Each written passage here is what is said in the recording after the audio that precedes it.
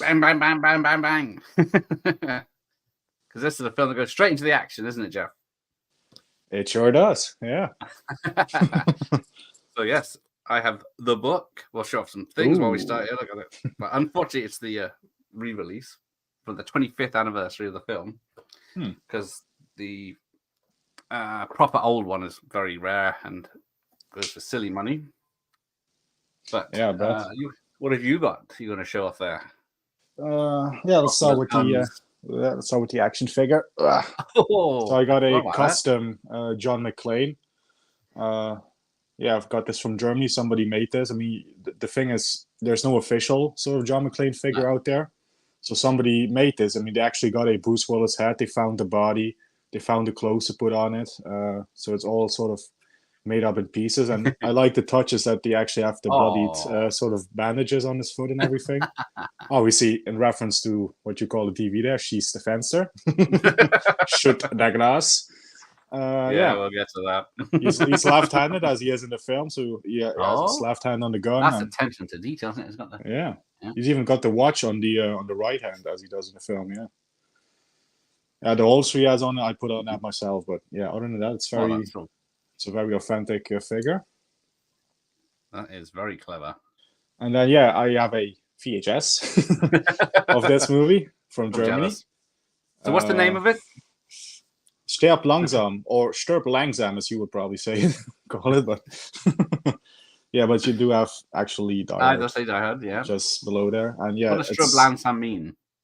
Is it... die slowly. It means so. they almost hit it. It's very close, very close. It's like an American style VHS where you sort of remove the sleeve and do it the wrong way. It's sort of lenticular. The reels in there sort of move. Yeah. But however, it is a fake out because you open it up and that's where the disc is stored, and that's also where that poster comes from that I got there on the wall. It was in here. So I got that for Die Hard 1 and 2, and then I know you have a variety of different VHS releases. I have one as well, a big box of Die Hard 1 and 2. Ah, you son of a bitch! This was what I had as a. Well, as a kid, as a young teenager, I guess. So there's the 2 real tapes of Die Hard 1 and 2. No, these are real. That's an awesome set. Die Hard 1 and 2. There you go. The UK, they just stuck the 2 tapes that are already pre-made into a cardboard box and called it a box set. But that's a good way to do it in one thing. There you go. Those are my little Die Hard items. Yeah. Obviously, I'm a big fan. So I went in the charity shop there. I keep seeing this Die Hard trilogy box set. It's all orange and on fire. And I think I've already got that. And it's only £2, and I never picked it up. And I went and checked today, and I don't have it. So I'm very upset. But apart from the trilogy there, the quadrilogy there, you got the original trilogy from America back in the day. I had to import this back in the day. My shiny box, yeah. It is. It's the, what are they called? 5-star collection. So then, spot the difference. A little darker on the right side there. Yeah.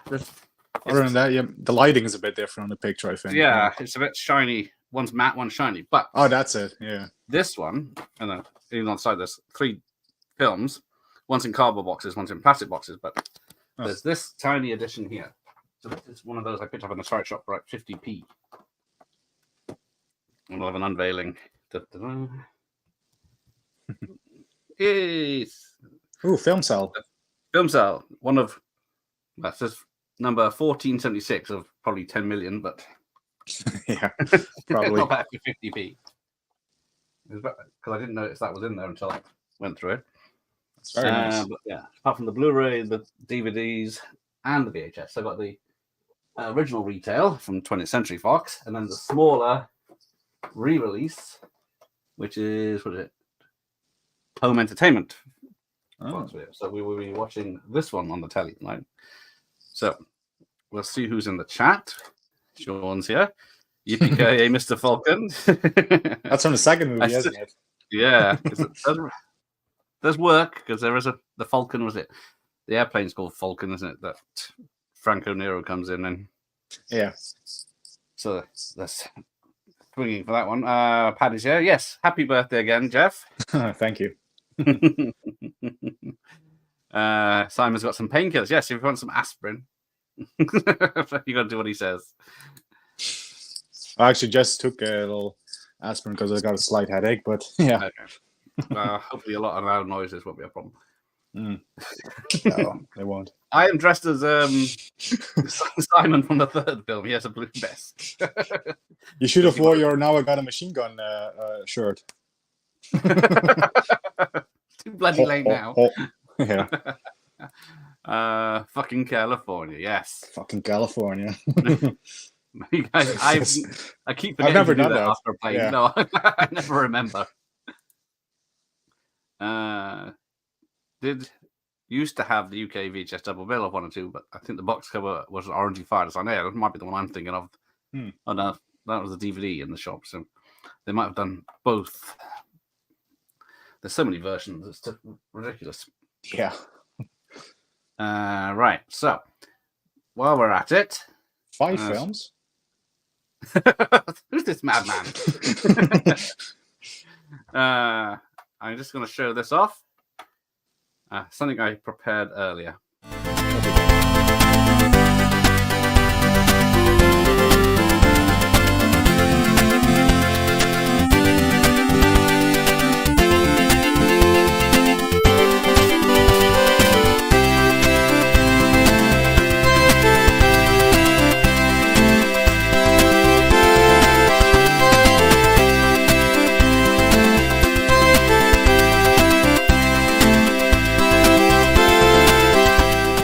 Stand the Dutch. Oh dear. And now Dan's here. Oh. Hey Dan. Yeah. Hey Dan. Oh, you're right. I'm good. Yeah, I didn't say too much yesterday, but happy birthday for yesterday, Jeff. Thank you, Dan. Thank you. Yes, happy birthday. Another year older. Yeah. Yeah. 27. You're like half my age, aren't you? Closer to 30, where I'm told when you're 30, it's like it's downhill from there. So yeah, you got to party like 1999 now. Then. But yes, are you with us for the long haul, Dan, or are you just popping in to say hi? I'll stay for a bit. As long as you like, it's up to you. But, yeah, I'll stay for a bit. I mean, it's the wrong time of year for this film, isn't it? Anyway. No. Yeah, it is. February 3rd, 1989. Yeah. When do we get it? In the Netherlands, wait. Oh, I never looked at that. That's a good Must point. be around Christmas time. Well, it was July in America, 1988. So obviously that was a planning decision that it would come out on VHS in Christmas time of 88. Yeah. But where are the Netherlands? Trying to find July it. 20th, 1988 in America. Then we go down a long list. On November the 3rd. Close to Christmas. Yeah. Oh, you got it nearly 6 months before us. Yeah. Surprise. Right. Not that I was Let's around start. to see it, but Git. I saw it I on will- re-release in cinema in 2018, 2019. Yeah. 1989. I'm trying to think. 16. So yeah, I wasn't old enough. Yeah. Right. I'll play this. There we go. I'll play this. I keep forgetting this film's over 2 and 10 minutes. I see also star on the Fox logo. Okay, yeah. So yeah, if you're watching it on VHS, the Fox logo is fine. If you're watching it on the Blu-ray or DVD, It's cropped. It's stretched. Yeah. It's ridiculously stretched. All right. Let's catch up on the chat. Can't believe Jeff is 33 younger than Gareth. Oh, you actually did the math. 33 is 23. Yeah. Walk around on a rug barefoot. Yeah. I don't even own 4 or 5 bollocks. Yeah, I think I only own the 4th one in that box set. So this guy here is the one that put Santa Claus in prison in Ernest Saves Christmas. He'll always be the fist with your toe guys to me. Yes. Oh, baby Jeff. Oh yes, everyone seems to be watching Action Jackson or Predator today, don't they? I watched that yesterday as well. Action Jackson, yeah. Yeah, same. Scottish Greek guys here. Watching on mute while on a boring work live stream, so rely on YouTube's live captioning my lip disc. Yes, live captioning is very iffy on lip reading. So I'll start talking Dutch then. You won't understand. You can do the German of this film because apparently the I can do that. The worst German apparently that Germans can understand. They had to dub it for the VHS and onwards. Yeah, it's very sort of thickly accented German, but yeah. And why isn't Carl, who is German, know what Schunterfester means? She's the Spencer. Yeah, the bit with Happy Gilmore now, where Carl Weathers is playing the piano in heaven, or in his dream anyway. Any time or day is good to Die Hard. See, it's not just for Christmas. Oh, I think Sean loves the third one better. Yeah, I do like the third one, around New York. Yeah, it's Sam Jackson, the third one. Yeah. Yeah. So, what is it? In the tower, they're playing a bit of violin music. Now, 20 minutes later, they'll still be saying that same piece of violin music when John McClane turns up. It's a long piece of music then. The extended version. Yeah. And the bear that John's carrying is the same bear from John McTiernan The Hunt for October that Alec Baldwin is carrying. Yeah. Although I did check that. They look slightly different. Oh, that's a point. Why did I get a nemesis for this one? Why am I a nemesis? That's my question. You stay away from Cynthia Rothrock. Yeah, you call me. Carlos calls me the stalker, but you knew exactly what Cynthia was up to yesterday in that stream, didn't you?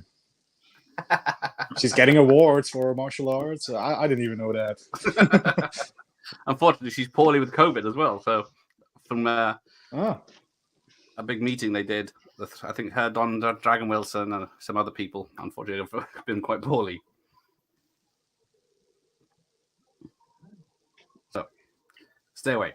I did invite her on again, but so we'll see if she replies again. That was Dan's fault. Oh, yeah. Yeah, I regret not asking her anything at that Comic-Con. I just lost my nerve. I really did. Yeah, I'll probably be be the same too, Yeah, she walked past us 3 times. Well, I would have at least said hi, Cynthia, or something, but told you it was a stalker. Yes, that is. Apparently, he wouldn't be allowed the gun on the plane either. Well, back then or now? Then as well, apparently, but definitely not now, unless he had permission. Unless you're U.S. Air Marshal, aren't you? I think they're allowed to carry weapons. I think, yeah. You'd have to fill out a load of paperwork. Professor's here. Good evening, Professor. Hey, Professor. I loved your tribute to Carl Weathers, by the way. That was very touching. Yeah. Yeah. Damn shame. Larry, right? Yes. McClane deliberately didn't patronize us with subtitles for the foreign dialogue in Predator or Die Hard, which I think is awesome. True. Yeah, and he did for Hunt for October. He keeps it all Russian and subtitled until that. And then it switches. Yeah. Where he zooms in on the mouth and comes back. Oh, there you go. There's the first of the Playboy girls. I think it is in the jumping on that guy in the airport. Oh yeah. I think there's 2 others. Do you know where they are? Well, there's one in the picture, isn't there? Yeah. Yeah. Remember that one the most because that funny moment where he goes, "Hey, girls." Girls. And there's Argyle, who has the other one. Is that the one that gets banged in the office? That's the one, yes. To put it, that one, yeah. But yes, Argyle has turned over a new leaf because he was robbing Ray Charles' music store in Blues Brothers last time we saw him. So yeah. And I did see that new Argyle film when it first got advertised. I thought, oh, finally a spin-off from Die Hard that we want to see. That looks But- terrible, that film, I think. have heard, I have heard it's CGI heavy as well in the action department, but Yeah. it's a shame. Yeah, Sean beat you to that. So they did have some subs in Die Hard 3. Oh yeah. Were they forced ones? Yeah, he did. Was it Predator, Die Hard, and then Hunt for October? And I guess was it Die Hard 3, Last Action Hero? Yeah. Let's not forget about Last Action Hero. Awesome film. Medicine Man? I think he did that. But Yeah, with Big Sean as well. Yeah. and then Rollerball remake. Oh yeah. Oh, he did do Thomas Crown Affair, the remake, which was yes, that's a good good with one. Pierce Brosnan. Yeah. Oh, here. Have a DVD of Rambo 3, which is really annoying. Overkill subtitles for stuff like here and over there. Yeah. I missed the fucking trick. Welcome to the party, pal. I'll have to play some Christmas music instead. Oh no.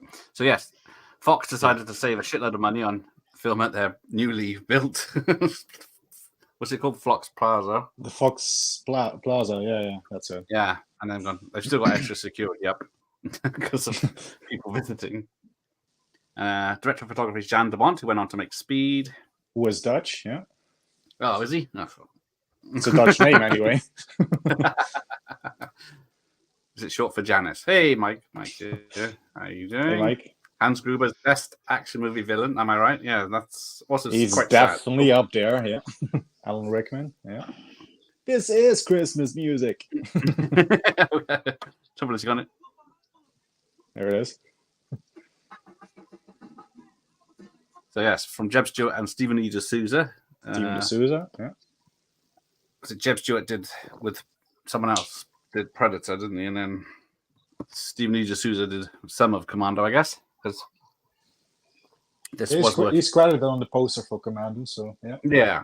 Screenplay by Steven D'Souza, yeah. And then he wrote and directed Street Fighter with Van Damme. Which is still a guilty pleasure, admittedly, but yeah. If you got enough coke.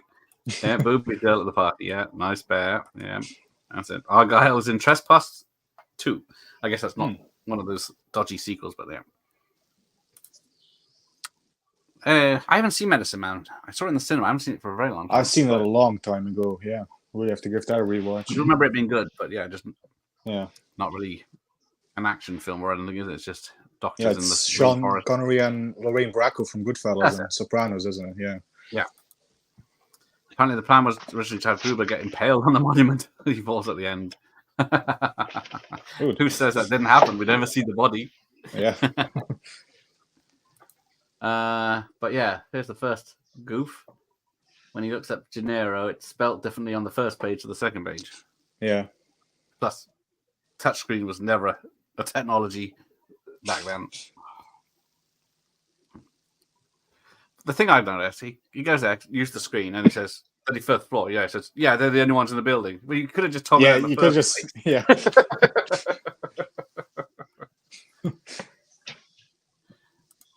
Cute toy. Oh, Michael Myers has got all the quotes.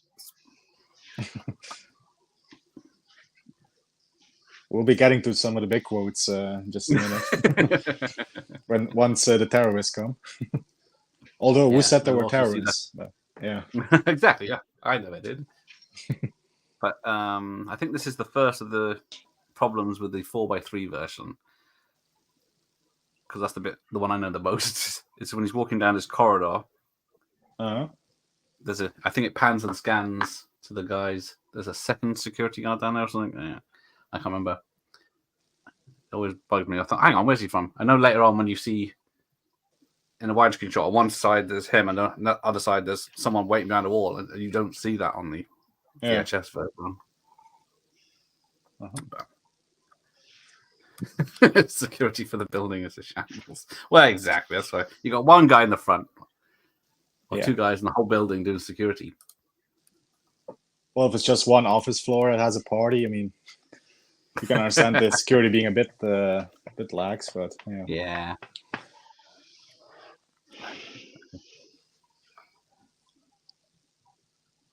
Yeah, free champagne.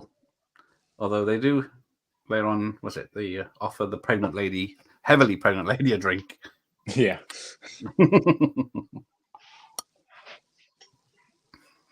What's your ranking of the 4 films then, Dan? The 4.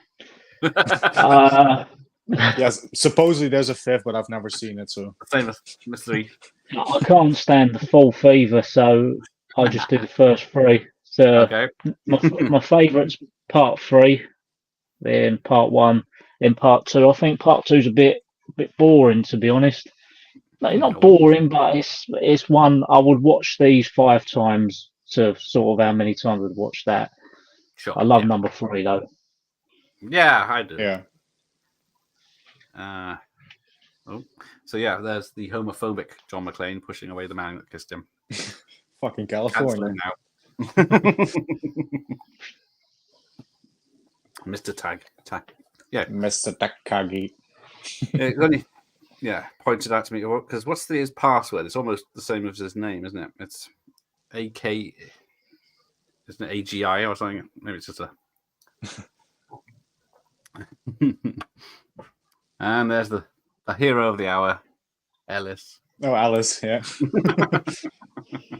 I don't know why. Well, people said, why is he doing drugs in her office when he's got a private bathroom?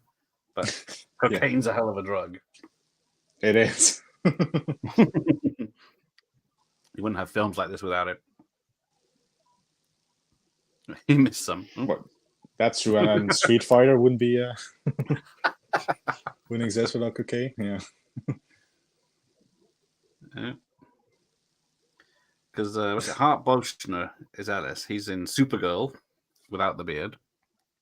He also plays a similar character in what's it called? Bloody hell! It's on the tip of my tongue with Jim Belushi and Michael Caine. Who knows that one? Late 80s comedy. Jim Belushi and Michael Caine. I don't think I've seen that one. Michael Caine's a magical bartender that helps Jim Belushi go fix the events in his past to make him a happier man, so he can bang Rene Russo. But he's got sounds interesting, though. Someone help me! I haven't seen that one. Hart Bochner never played a dick. No, I think he excels in it, doesn't he? Mr. Destiny? That's it. That's the one? I love that film. But, with Linda Hamilton, Rene Russo, yeah. It's only Rene Russo, but she's in lingerie, so you wouldn't want to see it. The backdrop here, to be fair, isn't great. You know, the outside the window when it's supposed to be sunsetting can look a little fake. I don't know. It might be real for all I know because they did film at the real place, didn't they? Yeah. I don't know if that was a set though. Oh, here comes the truck with the baddies. Without the ambulance in it. Fair point. No, this is unfortunately not an rental. I couldn't get the extra rental yet. Ah, there he is. Christmas movie. Hey, Carlos. January. That's February. It's not a Christmas movie. Bruce Willis himself said so. Yeah, but he can't even remember making it, so yeah. Oh!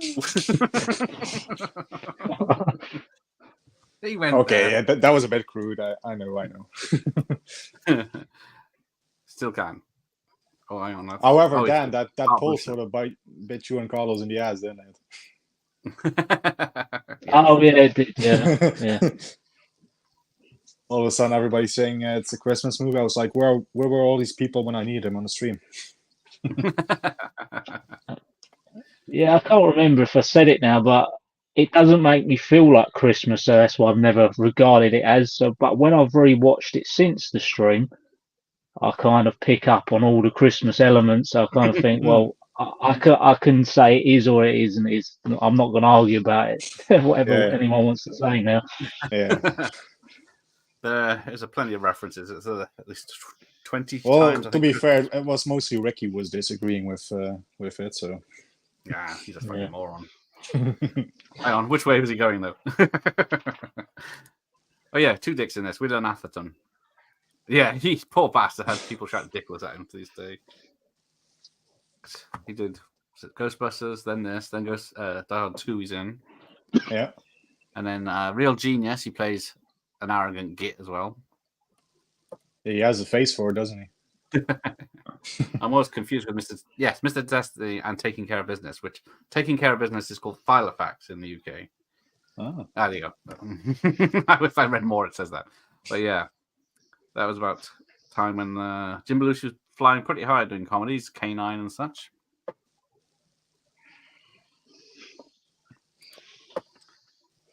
Oh, don't remember either of those Belushis being that's great now. Although, was it Filofax has... Damn, what's his name?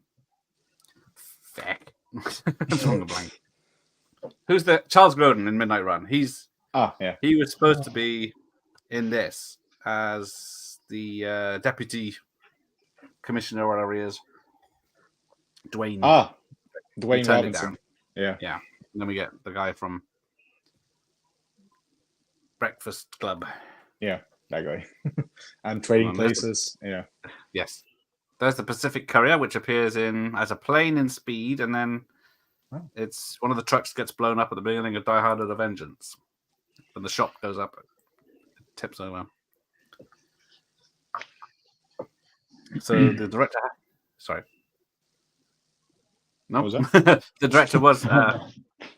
the director has said that the ambulance not being in the truck at the beginning was a mistake because they only came up with the idea at the end of the film, so that's why it's not in the beginning. That makes sense. Yeah. Right. I mean, it's not a mistake that's going to ruin the movie for me anyway. No, so I've never thought of it. Yeah. Just assume save it further back. Boom! 2 points. And the quarterback is toast. Oh no, that's coming up.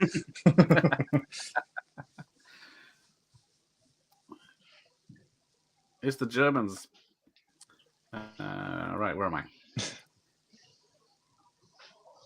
Die Hard 2 feels more Christmassy as it actually has snow. Yes. That's a fair point. Yeah. That is a fair point. Oh, yes. He is supposed to come back for Ghostbusters Frozen Empire, isn't he? Walter Peck. Oh, there you go. This reminds me of Ricky, this for more reasons than one. Because you got that little guy, Al Lim, he done the video on. Is it Al Lim or something like that? Al Leong, yeah, whatever. Yeah. Yes, his tribute to him. Yeah. But yeah, great Al Leong. Yeah, Al Leong, yeah, he was in so many action movies. There he is, Alan Rickman. Or should I say Alan Rickman? So yes, discovered in a doing theatre, and then thought, get him for this. So this is his first film acting role. Not bad. Yeah, that's a great debut. Tom Baker. Not the Tom Baker. I just read that psychic, long-haired, blonde terrorist dancer. Yes. Oh, Carl. Yeah. Yeah, he is in Money Pit, this, and Witness. Witness, yeah, that's it. Yeah. So yeah, he was great, but yeah, unfortunately, he did die too soon. But he was a real ballet dancer as well. Yeah. I never noticed until rewatching this again the guy from Ghostbusters 2 in the painting. Oh yes, yeah. What's his name? Vigo. Yeah, there he is. He looks. Yeah, that is a year before, isn't it? But yeah, he doesn't look so big and as imposing as Bigger the Butch. He's also got a small part in John Carpenter's In the Mouth of Madness. He's in the village. Yeah. It's all with the eyes with Rickman, just looking around. And then, yeah, the guy that everyone confuses for Huey Lewis.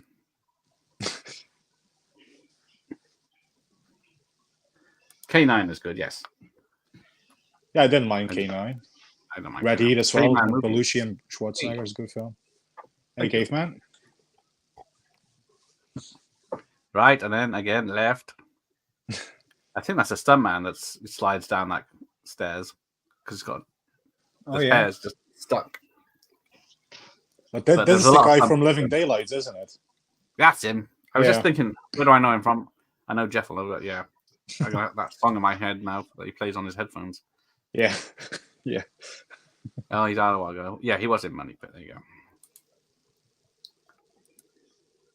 I said this before, but Willem Atherton was also in Day of the Locust, unsung masterpiece that recently got an Arrow Blu-ray, but only in the US now. Now, I don't think, is it not about locusts, though?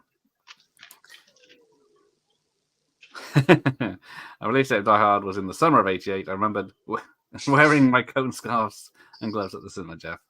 Well, yeah, that's because it was February for you guys. Could have been snowing. Yeah. But yes. Argyle's partying. He's got, was it VHS, full bar, CB. Doesn't say if he's got any tapes to put in the VHS, but Ghostbusters Nicholas Return. See, I've spoiled it for everyone now. You can't unwatch this. Nine, mach das nicht. And it says, no, just wait. Yeah. It's the English. Nein, bin noch nicht fertig. I think we can understand without subtitles what you're saying. At least I can understand it. William Atherton, essentially the lead actor in that film, even though he's third billed. In the Day of the Locust, that is. Damn, I missed it, didn't I? Yes. There's when they first walk into the ground floor opening, they're all walking along like in a line. Yeah. And then the camera's going with them, and then a wall comes into view, and then the scene cuts. But it's obvious one of the guys is just going to plank into the wall if they don't yell cut, which he probably did, and then they yell cut. But yeah, the scene just stops right before he heads towards it, and I was looking at that, so it's probably not in it.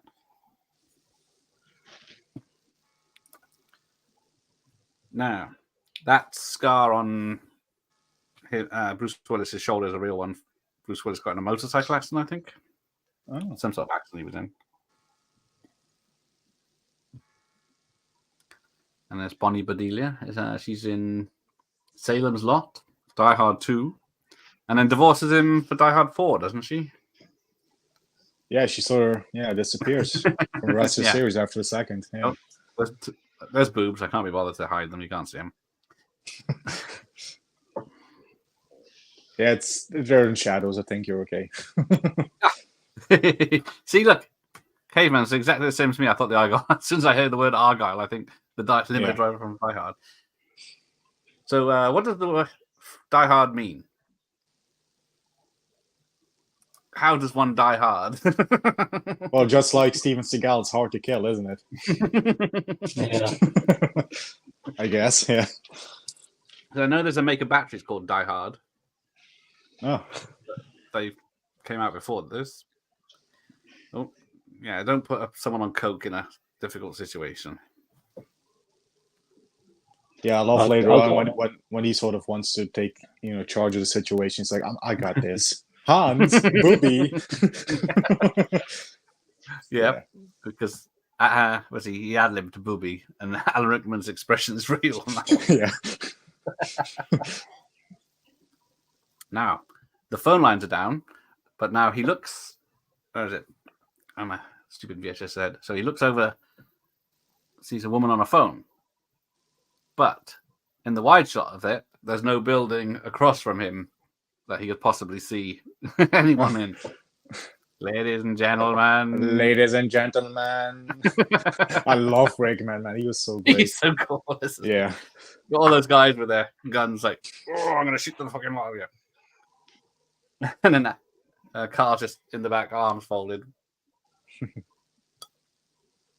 Now, Carl appears twice in one frame in this film. Do you know where it is? Twice in one frame? In one scene, he's in the frame twice, Carl. I can't remember. It's after he's beaten Carl in the fight, and then Carl's hanging up. Oh, with the chains? Yeah. With the chains on the wall. Bruce Willis is just grasping for his gun, ready to get up and go. And then at the top of the stairs, the stuntman standing, or the actor standing on the stairs in costume. Oh, never noticed that either. No. Nor have I. I have to have these things pointed out too. Yes. Sadly, Carl Weathers, yes. Do the hand. This is the way. Yeah. Stanford, 1962. So he does say that he was interned in the war or something, or he's in the army in 1940. But it Yeah. says in somewhere else he was born in 1937. Yeah. And But father of 5. now people complain that he's done all this research, investigated this whole building, and knows everything about the building and everything, but he doesn't know what Takagi looks like. Looks like, yeah. Unless he's just playing with him. I think he's playing. I think that was it, yeah. Yeah. Yeah, they got a whole floor just for the computers back in 1988.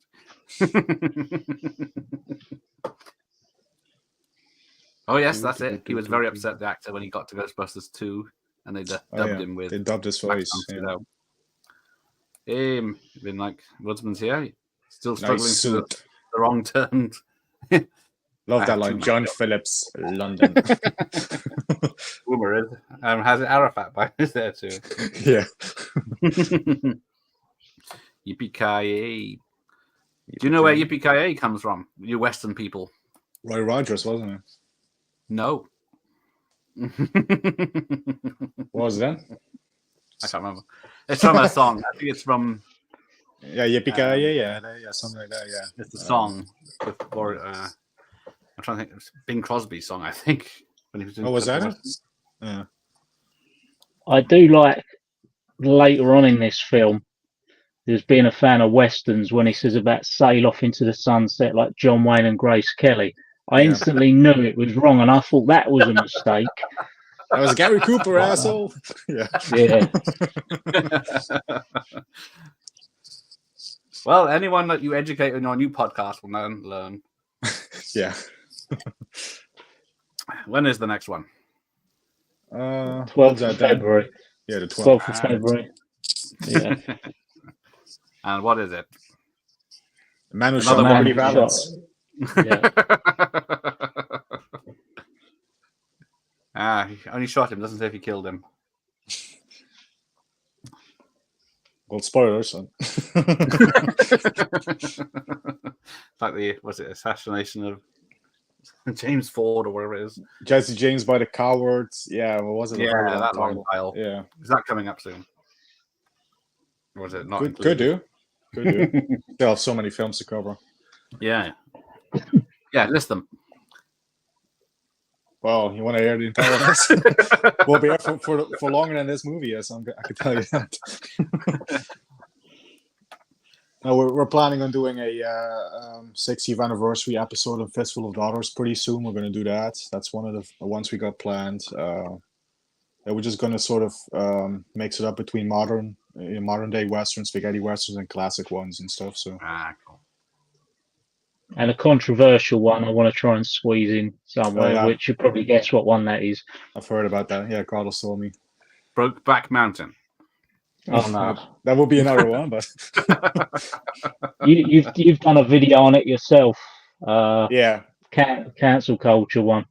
Yeah, you've done the woke police episode. Oh, did I? Yeah. A Western. Baked beans around the fire. Of course. Yeah. Nothing controversial about that. Fuck that chink a week's pay. Now, how many times has Bruce Willis had the opportunity to save someone's life in this, and he's not done it to save his own?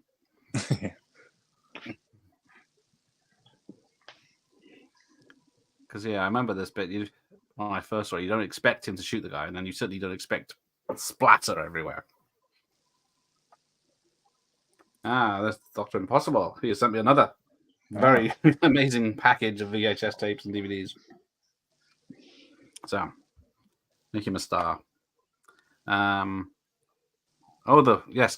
Quintessential Cayman action score. Was this his first?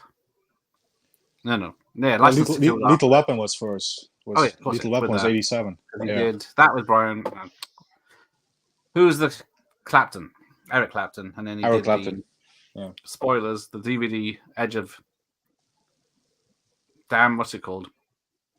Dr. Impossible just sent me the DVD. It's was turned into a Mel Gibson film. It's directed by Martin Campbell. It's a TV series from the 80s on the BBC. Edge of Darkness? There you go. I was thinking Edge of Reason, but that's Bridget Jones. But yeah, he is pretty good. It took me...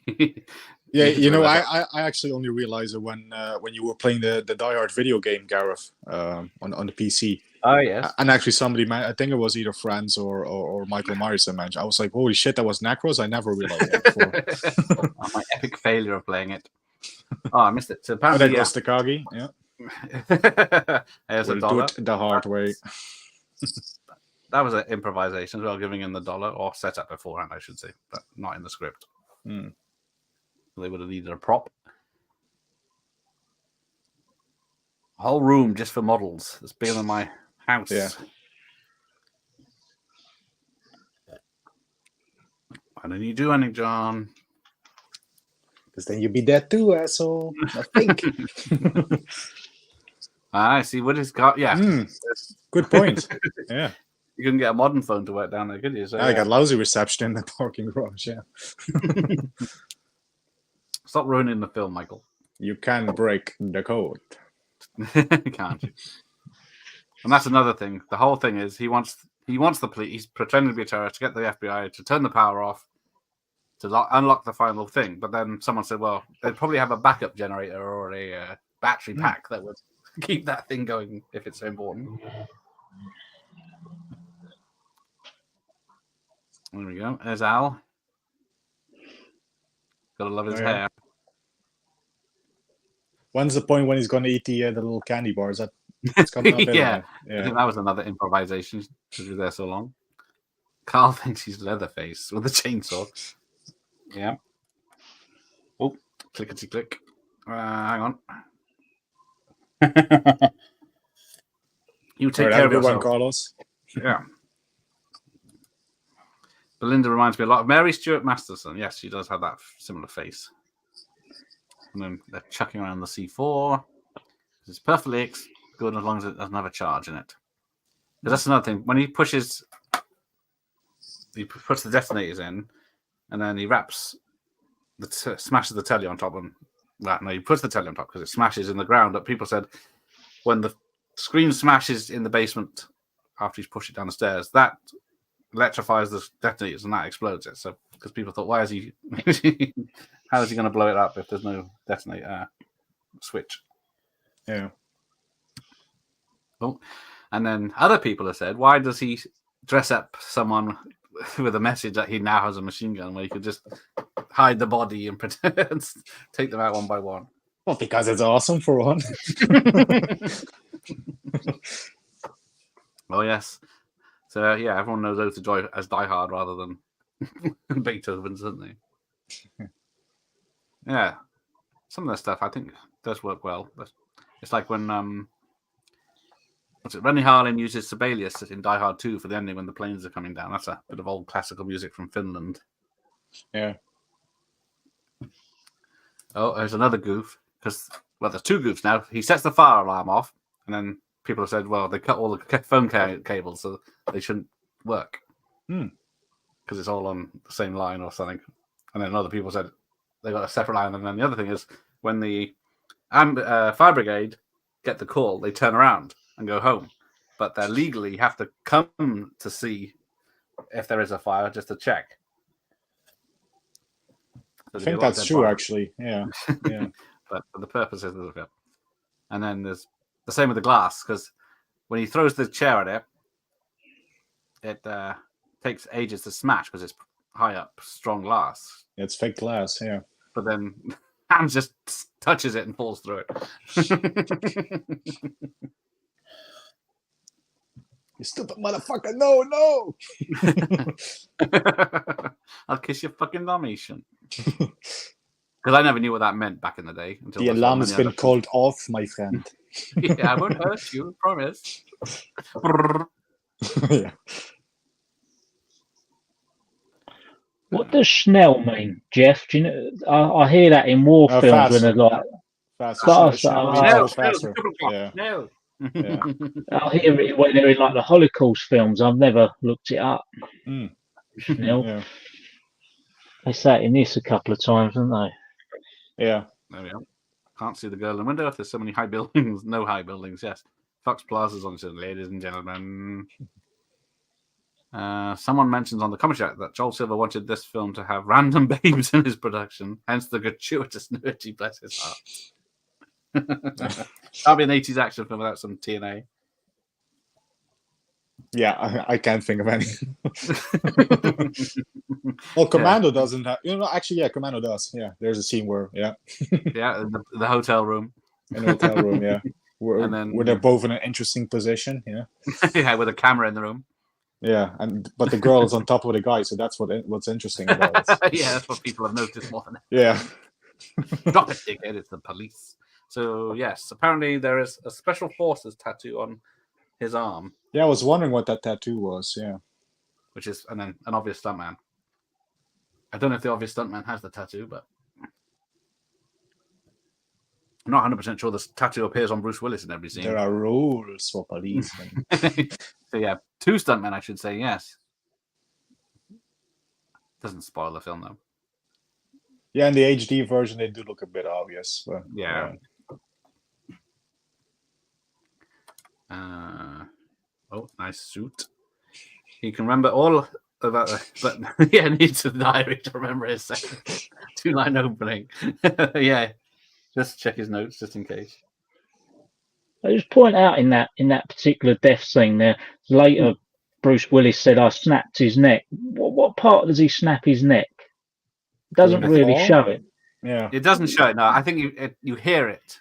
I think they just added it in post, I think, because they're falling down the stairs. The theory is he's holding onto his neck as they're falling. Yeah. Snap, or snap, one of them.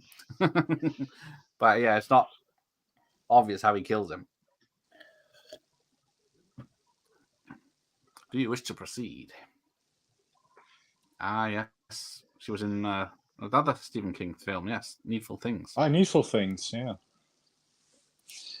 Well, that's a good one, Needful Things. Yeah. Yeah, it's Glam King, 35 years on. This movie was released in the UK 3rd of February 1989. See, someone agrees with me. Hence, 35 years. Bloody hell, this thing's 35 years old. That means I'm, yeah. So, yeah, it came out in America in 88. I really like those sequin shirts. Yeah, where are your sequin shirts if you're doing Western stuff? I haven't seen you wear one yet. I got the poncho. Got a machine gun. Happy life. Amstrad CPC graphics. Oh, better than that. Always a trickster. Well, I guess he does use the body so he can distract them while he hides on top of the elevator and listens. Yeah, to listen in on them. Yeah. So he can uses it to get close to them. Let it snow. I feel Christmas, you know. Yeah, that's what's one thing about most Christmas films seem to take place in LA, which has no different weather, like Lethal Weapon and Dark Angel and this. And that's another thing with these. What people debate is in a Christmas movie. when it's set in Los Angeles, you can't tell if it's Christmas time or not because it's always sunny. No, yeah. I mean, even First Blood when it's cold. Well, that's cold. Yeah, no snow. Yeah. Western Superman, the Western film. There you go. Western Superman. Stealing that idea. He wanted to be joining us for the rest of his life. Yes.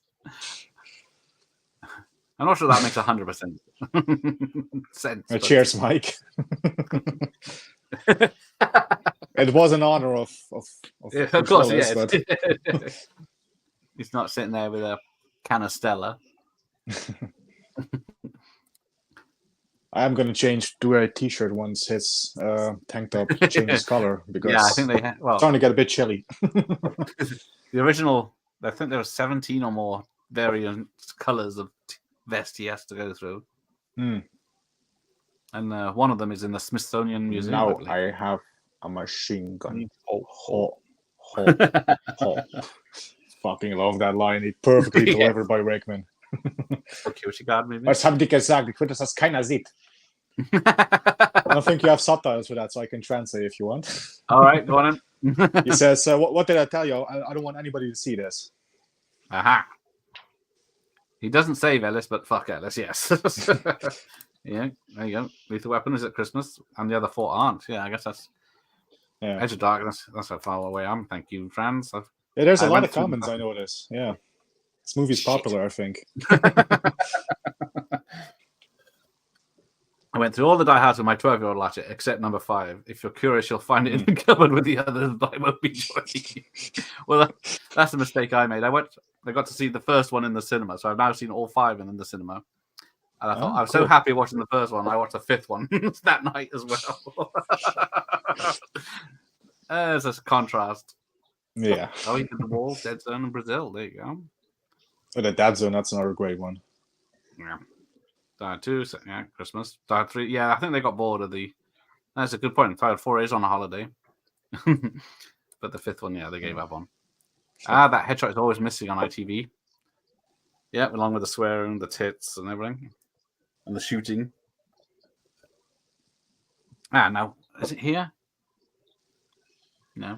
I think it's when he's up in the roof bit. He climbs through a door or something. You can see he's wearing trainers. Oh. But I've never noticed again. There you walk past the poster. Oh, yes. Girls, I want blood. Channel 4 showed it last Christmas. But children didn't want the violence. Detonators. The only victim it. So this is the really... Inspirited. Oh. You'll have it. We do not alter the plan.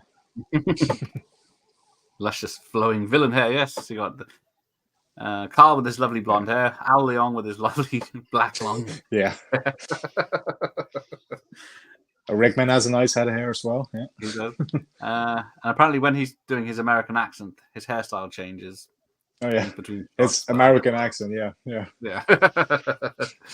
Now probably a lot of people see that and he says that's Bill Clay, and then it says Clay William M. And then a lot of people says, he's not Bill. But of course, but Bill is short for William. Yeah. But your average Joe might not. Yeah, that's the same with Dick. I never knew Dick was short for Richard for some reason. Exactly. It still doesn't make sense to me why Richard is shortened down to Dick, but yeah. It's the same way you can go from John to James to Jim somehow. Oh, yeah.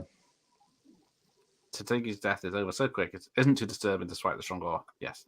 So apparently when Hans takes the silencer off the gun, it's a gun that's too short to have a silencer because there's nothing to fit it into. And then when he holds it up, you can see there's a screw that was holding the silencer in that's blocking the gun. And then we got the... So, and then more mistakes for you. When he's calling the... Here comes another one of my favorite lines, by the way. Oh, yeah. No fucking shit, Lee. Does it sound like I'm ordering a pizza? Yeah, that cracked me up the first time I heard that. Yeah. But apparently he's phoning on a CB, calling in on a CB on a channel, but a phone number comes up on her screen. So, sack the art department. But yeah, you've got is it Austrian gun, isn't it? Carl has Sig Sauer or something. I think so. Iron Stock, Steyr-Rog. That's it. Yeah, Steyr-Rog. That's it. The name of the gun. Yeah. Yeah, reported as FCC violation. Yeah, fine. Report me. Just come the fuck down here. Come the fuck down here and arrest me. Yeah, and then she hears a load of gunshots and says, all right, well, let someone check it out. Yeah. Very loud gunshots. Yeah, they are cool.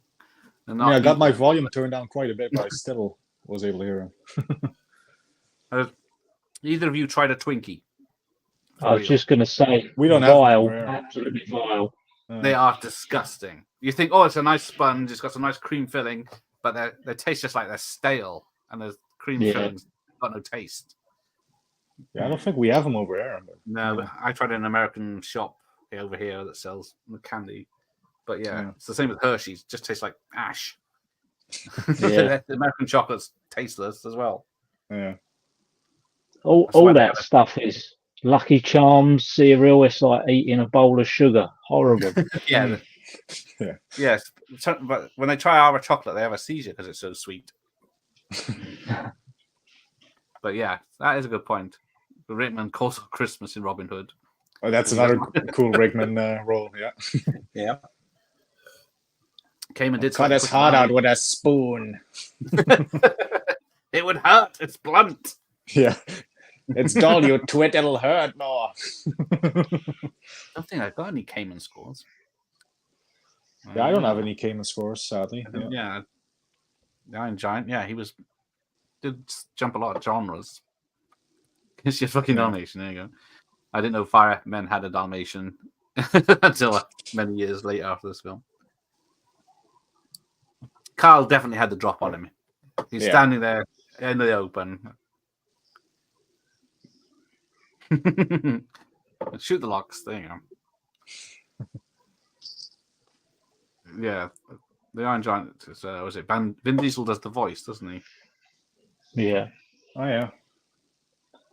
But it's a sad film. No Vaughn. There's no Vaughn is coming to help you.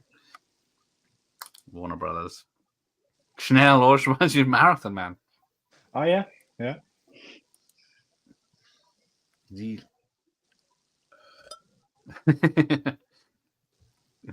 there's the set we'll visit later. Yeah, there is, and the chain there, you can see that. Yeah, ready to go, and the empty barrels they'll get knocked around. Yeah, there was a question regarding this. Sorry, how do you think this film would have worked if they had one of the original guys they wanted, like Eastwood, Stallone? Do you think it would have been as popular? Could you have seen them as like a underdog like Bruce Willis is? Yeah, because that's a good point. The original book, he's an old man, and it's his daughter he's visiting. So, what was Clint in 1980? He was 40s, 50s, was he? So he might have been 51.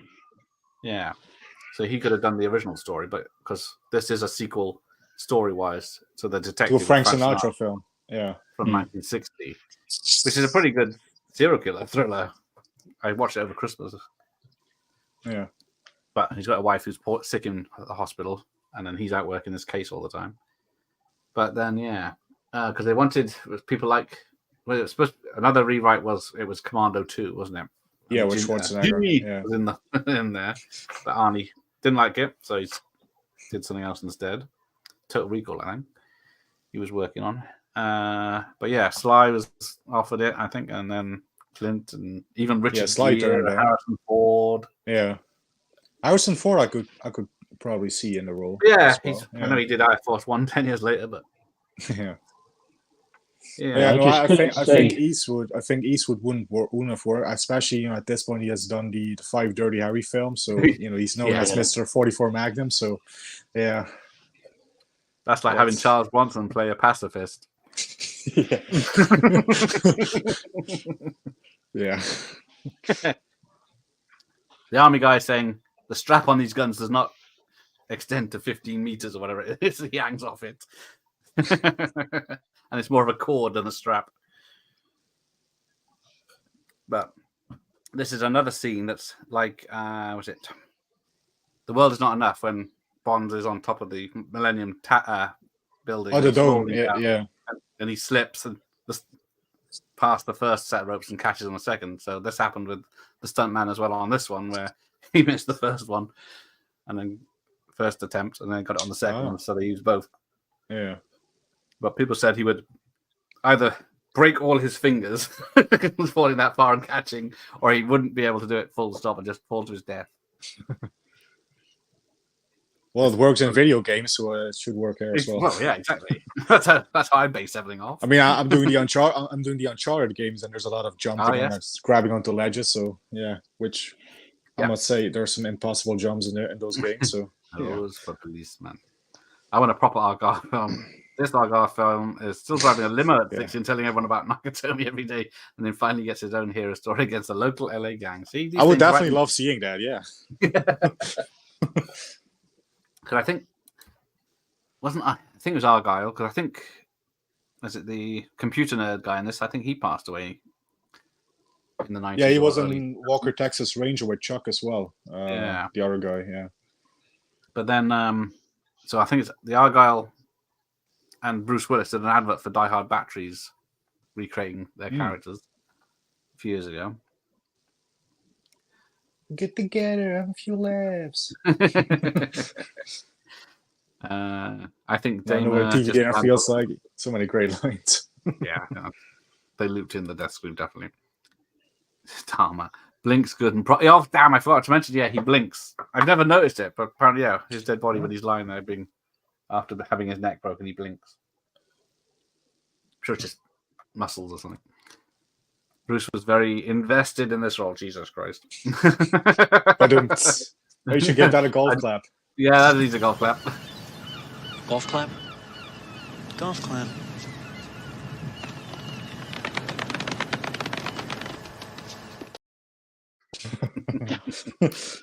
Yeah, you don't deserve anything more than that. There you go. Mike's here. Oh, hostage. Is it hostage or hostages? Hostage, isn't it? Yeah. Yeah, it's pretty good, that one. I actually didn't mind. Symbolic. What is it? The Richard Donner one. 16 blocks. Oh, yeah, that's a good one. I didn't mind that one as well. Thought An that old was pretty Batman. solid. Yeah. Carl, please come, hurry. Oh, just one more stop. You could have had him. I wish I had a bigger Richard. I read a long time ago that I was connected to a Shakespeare playwright. John Stephen had read A Midnight Sunlight Dream, where all the drama happens in one night. That is true, yes, because the original book, I think it's 3 days. Oh. And then, yeah, he read in Sunlight Dream and said, yeah, this should take place in one night.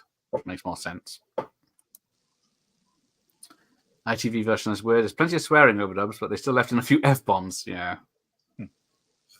They don't watch their own stuff, I think.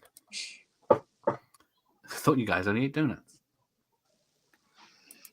Every time I see a Twinkie, I think, oh, that looks delicious. But then I remember I've tried. His vest has changed color, hasn't it? Time for me to switch as well then. Oh, quick. Yeah, he's in his dirty thing. He's been through the vents. Yeah. Plenty of dust in there, so we'll allow it. So, yeah. Yeah. Da-da-da-da. The guns are coming further out. Yeah, see, France had a Twinkie, never again. Yeah, exactly. Don't recall minding Twinkies, but beef jerky is rank. Yeah, what's the point in beef jerky? There we go. You like beef jerky, don't you, Jeff? Beef jerky? Yeah, don't mind it. Not my favorite, but yeah. Gives me such terrible gas. Yeah, Mike's mentioned it before, but it must be true because every other shop in London is a bloody American candy shop. Yeah. In the centre, anyway. It's ridiculous. They all are. They've got to be something like mobile phone shops that aren't part of a network, just selling second-hand mobile phones. I'd never go in one of them. You go out and take your phone in there, they hack your phone probably. I'd rather chuck it away. Yes. I was quite partial to beef jerky. There you go. Yes, I do. I do love Sunset. Yeah, so it's Bruce Willis, James Garner, and it's a Western, so these guys can cover it.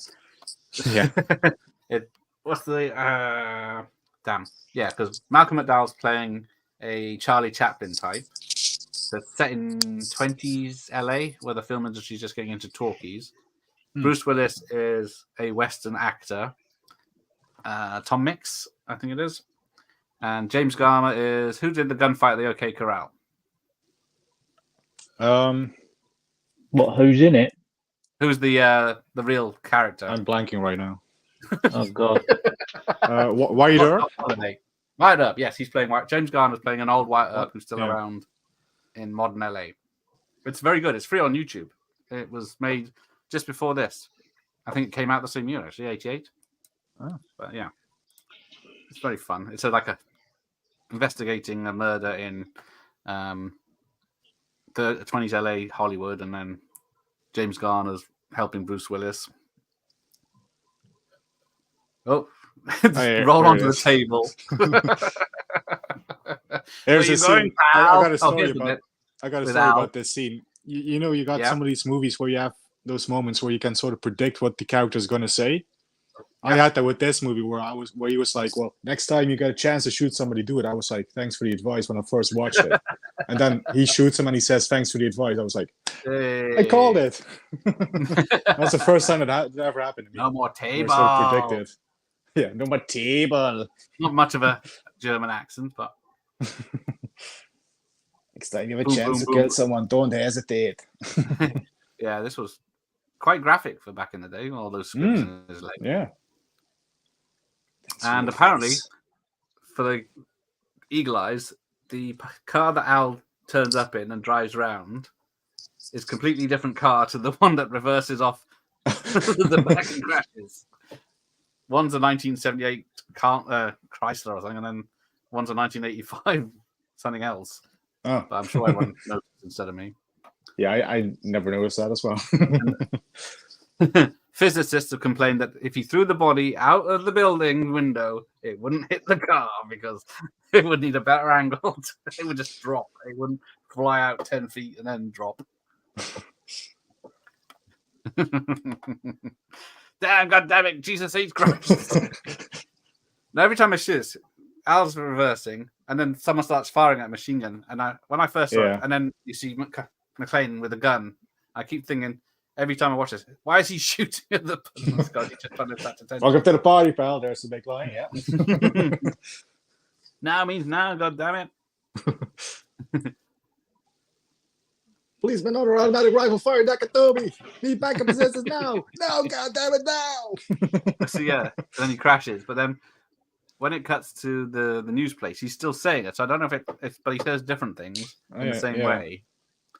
And it's never, I don't know if it's supposed to be at the same time or if it's still happening. Monica, I can get us a table. Wolfgang and I are very close friends.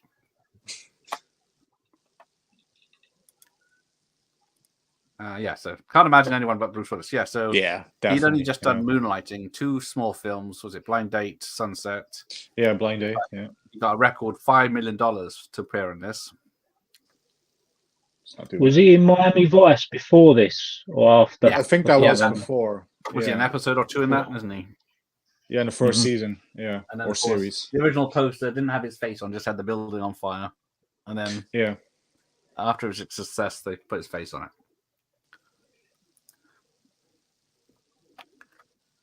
Yeah, they are everywhere now. I think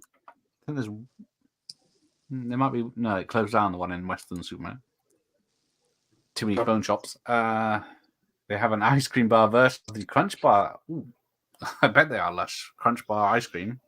Have to look that up. Wasn't Burt Reynolds offered this? Not sure why he turned it down.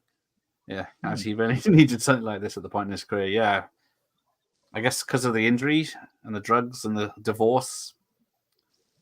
He was the divorce. Was he doing his TV show at that time? Because he didn't even come back for Cannonball Run 3. So, Evening Shade was it, or something else? BL Striker at that point.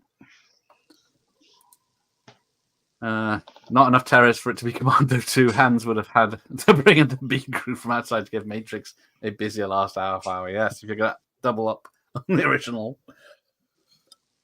he'd just be mowing them down each floor, wouldn't he? Yeah. Paul Kersey technically was a pacifist. Technically. Yeah, conscientious objector, wasn't it? Yeah. Yeah, and he wouldn't live. Yeah. And then by part 3... yeah, he's just shooting for fun. He turned to urban fucking Rambo, which Brosnan disapproved about. Still cash the checks. The woke weirdos don't watch Bronson films, do they? Unfortunately. Oh, I've jumped too far. Hang on, I'm going back. They would have a field day with Death Wish too. Pass out. Yeah. Now I know what a TV dinner feels like. Yes, we don't have TV dinners over here, such do we? We have microwave meals, but TV dinners like a tray of all sorts, aren't they? And then just put them in the oven in the foil. Here comes the big line. Findus, yippee-ki-yay, motherfucker. Yippee-ki-yay, motherfucker. Uh-oh. Who? Hey, Don's in the house. Asian Dawn's in the house. Hey, Dawn. Release our brothers. Asian Dawn. DAWN. But yeah. I don't know whether they. I never actually found out if they actually were real or just made up. Probably just made up. Yeah, I think so. Using similar names. Eat it, Harvey. Oh, here's the psychiatrist from Lethal Weapon, from the Lethal Weapon series. Yep, there she is. Always in one of these, and she's in this Action Jackson, Monster Squad, Action Jackson as well. Goonies. Yeah. I think she married to a producer, just like Brody's wife in the Jaws films. That's why she's the lead in the fourth. Yeah. Good news. Pool party's coming back with Jaws of Revenge. With less shorts. Oh boy. Thong shorts. Who is it? Echo is going to be in for a treat then. Get to see what a real man looks like. Oh, Mercury Rising. Yeah, that's a good one. Alec Baldwin as well. Yeah, I've never. Was that Miko Hughes again, isn't it? Yeah. Pet Cemetery and That's Spawn. But yeah, as a autistic child. That's so, a pretty decent film. Yeah. I've not seen it anywhere on. Is it only DVD? Is the last place I saw it? I have the DVD of it myself. Yeah. That's it. Yippee Kimosabi was the ITV one. Oh yeah, Kimosabi. Is that offensive now? I think so. Oh, see, Michael Mas, I really liked Color Night. So I did. I saw it in the cinema. But yeah, he's banging Jane March from what's it called? Not The Tourist. The Lover, which was a big film in the early 90s in the UK. No more goddamn junkie beef. Oh yes, the film where you see Little Bruce. You must have the detonators. Yeah, my detonators. I love when he says detonators. Yeah. I think he did have someone coaching him on dialect. Cheers, Michael. Yeah, that's pretty cool. Yeah, to wear a vest. American candy shops always have a weird flavor Pop-Tarts for about £8. Yes. It's like a fruit sundae. That's another. I would love to try some Pop-Tarts. Those do. Yeah, my son likes them as a treat. I don't, because the pastry's foul, but Oh. the jam and the icing's nice, but it's not worth it unless it's mixed with something. Quiet up. See, I'm way behind. Night Owl's here. So, yes. I forgot. What's Night Owl joining me for? Wild Things. Watch party. It's going to get saucy. So, yeah. So, he's tending to Al's head wound, which is gushing blood, but then it's never mentioned again. It doesn't need stitches. It doesn't need a bandage. It just disappears. And there's Dwayne T. Robinson. Here's a question for both of you. Are the police too shit in this? And the FBI? Well, aren't they in every action movie? They normally turn up at the end, but useful. Yeah. And then, the guy next... Oh, you can't see on the VHS. There's a third guy in the picture. That's in the third film. It's a different character. He's the one in the glasses that gets killed in the elevator and has the badge number that he recognizes. Ah, yes, that is true. When he's shooting under the table with the good the advice, he lost some hearing for real because he was blasting a real noisy gun from his head. So yeah, he's lost some hearing in his 30% or something in one ear. Yeah, even when it's blanks, which they use for movies, they're still very, very loud when you fire them. So yeah. Yeah, so I did notice that just then with the flowers fall out of Powell's car when he opens the door. Jesus Christ, Powell! He could be a fucking bartender for all we know. I love that line. Yes, it is. And yes, I don't know if it's based on it, but Bruce Willis was a bartender bastard. Bar steward, was it? A bartender before he became famous. Yeah. Because he was a singer at this time as well, with his Under the Boardwalk and... Yeah, he's released some songs, hasn't he? Yeah. Bruno. It was like a character called Bruno that was a singer and... Yeah. Still kind of regret not seeing this at the BFI IMAX a week before Christmas. I'm sure it'll be back. Yeah. Yeah, we had it re-released over Christmas. Yeah, as that's well, where I saw it, and it was more packed. So what is it? I saw it the same night. Aquaman 2 opened, and I can guess which screen was more full. Yeah. Gotta be Die Hard. Lethal Weapon psychiatrist. Oh, she's romancing the stone. Yeah, with she must be the sister in Romancing the Stone that gets kidnapped at the beginning.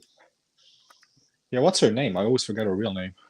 I've never seen Bruce without the receding hairline. I have no idea what he's on about. Yeah, what's that? Because you got Die Hard 1 here, Die Hard 3 here, and Die Hard 4 there. Yeah. I'm not receding, luckily. I just shave it off. Yeah. Oh, give it to me then. But yeah, what was his first? What was his first bold film? Pulp Fiction. Pulp Fiction. He was shaven, wasn't he? Yeah, for that one. It must be that. I was thinking Die Hard 4, but no, yeah, he was way before that, wasn't it? And Unbreakable. Yeah, I think he's bald in there. Don't remember what he had in Last Man Standing, the Walter Hill film. Yes, I think it's like a really shaved sides and a little square top, isn't it? Because that's coming up for Mob March. Oh, cool. That's another underrated one, actually. Yeah, it's pretty good. I know it's. Huh? All right, hang on. I'll be back. Yes. Send him to bed, Garrett. Anyway, this is a nice surprise, Dan. Yeah, Gareth asked me a few weeks ago, and then yesterday when Carlos wished you a happy birthday, I thought, oh, that's tomorrow night, because I was actually going to watch a couple of films tonight, and I thought, no, I promised Gareth, so come on here. Yeah. I was going to ask you, so I can't remember if you spoke about it before. If you had to keep 10 action movies, you can only keep 10 to watch again. Would this be one of your 10? Oh, yeah. Yeah, definitely. It would. Oh, okay. Yeah, it's my second favorite action movie of all time. My first is Terminator 2. So, yeah, have to be okay. Has to be in there. Yeah, I don't. I was going over in my head, taking them off the shelves, and it just misses out mine. Yeah, I mean, there's so many. I mean, if I start going down the list, I would be like, no, I want to keep that as well. I want to keep that as well. But I mean, that movie is in my top 10. Cobra. I'll probably keep that. Rambo. Any of the Rambo films, but especially Rambo 2. That's the most action-packed one. Yeah, Terminator 2, Die Hard, like I said. Lethal Weapon, probably. Yeah, there's too many, but Die Hard would definitely be in it. Yeah. Yeah. It's strange when there's no one here doing the comments. It's really weird. Yeah, this is always an awkward moment. Luckily, he has the comments on, so I can go through them a bit. What's the last comment he pulled up? I don't remember. About Bruce Willis's receding hairline. Oh, yeah. Well, I can't go back that far, it seems. But anyway, I got read a couple. Edith Harvey, Michael Myers says. Oh, yeah, she was in the Goonies as well. Richard Donner like putting on movies. So that's about the psychiatrist from Lethal Weapon. Oh, he's back? Carry on, Gareth. What are we talking about? What are you saying about me? I'll watch this back. We were just discussing our Desert Island action movies. Which action movies would you bring with you? I guess yours was Cobra, Die Hard, Cyborgs. Well, not Cyborg, actually. Yeah. Dan asked if Die Hard will be included. I said, yeah, definitely it has to be. Yeah. Oh, there's Al. There's the bear. Shut up. So yeah, they've got Crunch, Juicy Fruit, Wrigley Gum. Oh, there's the candy bar. Yeah. That's a point. AI. Used to be able to get Crunch here in the UK. So when I watched this, I thought, I haven't seen a Crunch for ages. Are they back? I know. I love White Crunch. They're going after the light. So, Oh, should I? who's in Cop and a Half 2?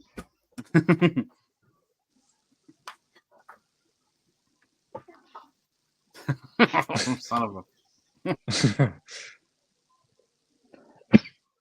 Tell him it's bedtime. It's Gareth Jr. Usually makes an appearance. Oh yeah.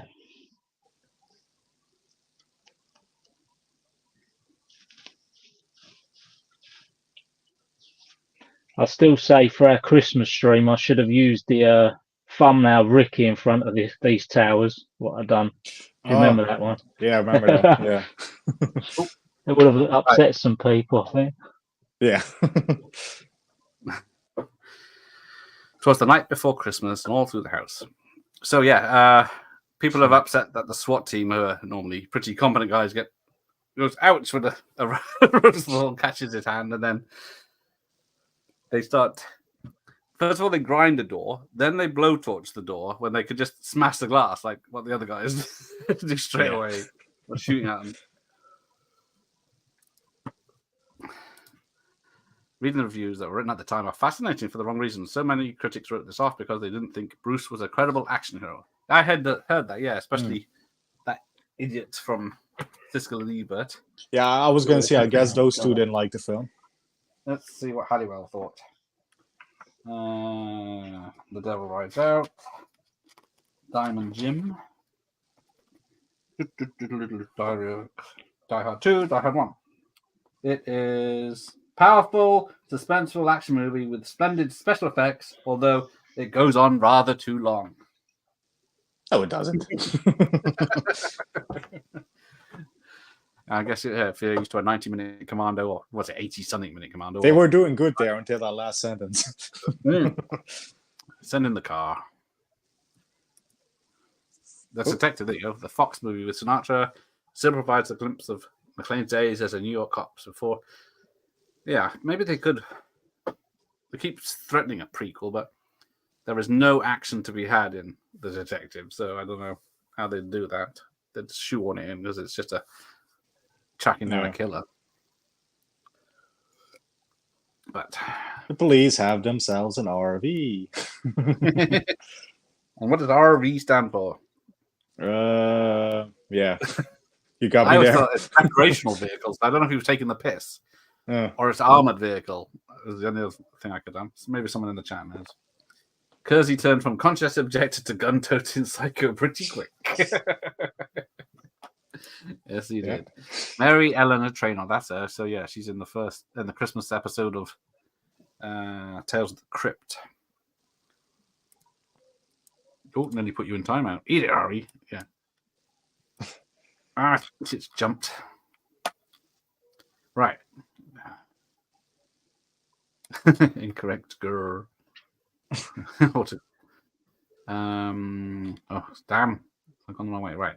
There we go. She was the mum in the Goonies. Yeah, Richard Donner liked putting her movies. Yeah, so she's in 4 Lethal Weapons, or is she only in 3? Yeah, she's in all 4 of them, I think. Yeah, I thought she was. I think she died a while ago. Yes, she's in Ricochet. I think with the same character name. Yeah, I think that is supposed to be a shared universe. Ricochet and Lethal Weapon. Or is it Die Hard? Oh, is it this Die Hard? I think she's a news reporter, isn't she? And this one, yeah. She used to be married to Robert Zemeckis, yeah, because he produced Tales of the Crypt. But yeah, she's not in. I guess she's in Romancing the Stone, which is Zemeckis. I don't know if she's in Used Cars. Yeah, I see him. Okay, that's a nice explosion there. Team options. Their quarterback is toast. Joe's here. He's never seen Die Hard. Well, go and watch Die Hard. Oh, watch it now. Stop what you're doing. Watch it. Yeah, turn the shit off. Watch that. The Lover, yeah, that was the film, a big film in there on video, The Not Lover, with its sexy scenes. You look into a guy that watched Color of Night and Basic Instinct in the cinema. Are you watching in cinema? There was one guy on a Mac. But I was too naive back in those days to know what he was doing. Yeah, Bruce Willis is in this. Yes, can't believe they actually have warnings for smoking in movies now. Yeah. Don't copy this, kids. Bruce Willis is not cool. Does Bronson smoke in any non-westerns? Bronson. Yeah, Oh, I he think smokes that- in a couple of films. I think he in the 70s he didn't do it on screen as much, and I think in the mid 70s he actually quit in real life smoking cigarettes. So, there you go. yeah. Makes sense. Breakfast Club headmaster. Does Barry Manilow know you ate his wardrobe? Good old Bazza. So here we go. So Richard Edlund did the special effects after he left. Was it ILM? And then he did Ghostbusters. He did this. This explosion right here. This is Yeah. yeah. So obviously, yeah, they couldn't blow up the Fox Plaza for real, but they could put a Yeah. load of smoke effects and lighting. And apparently, with the C4 explosion, he would have melted his face before the sound hit him. Apparently, just special forces, just letting you know what's going on. Belinda's hair makes her look like Shirley Valentine. Was the style in the 80s, wasn't it? Yeah, it was a style. Bruce the singing star. Oh yes, and Seagal, of course. Yes, who did it Sifu properly. Seagal, yeah. Yeah, he actually does better music than movies nowadays. Yeah, Oh, there you go. Seagal. I don't think he's touring yet. Nothing wrong with a bit of Shirley Valentine. Yeah, I've never seen it, but too many scousers in it.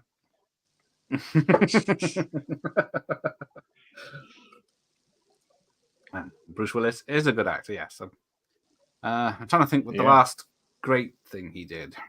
I know he's been poorly, but before all this straight-to-video stuff, where they had him for a day. Yeah, probably the Expendables 1 and 2, maybe, I would say. Yeah. Because that's, 10, 15 years old now? Expendables 2? Yeah, 2012, wasn't it? Oh, 2012, was that? Yeah.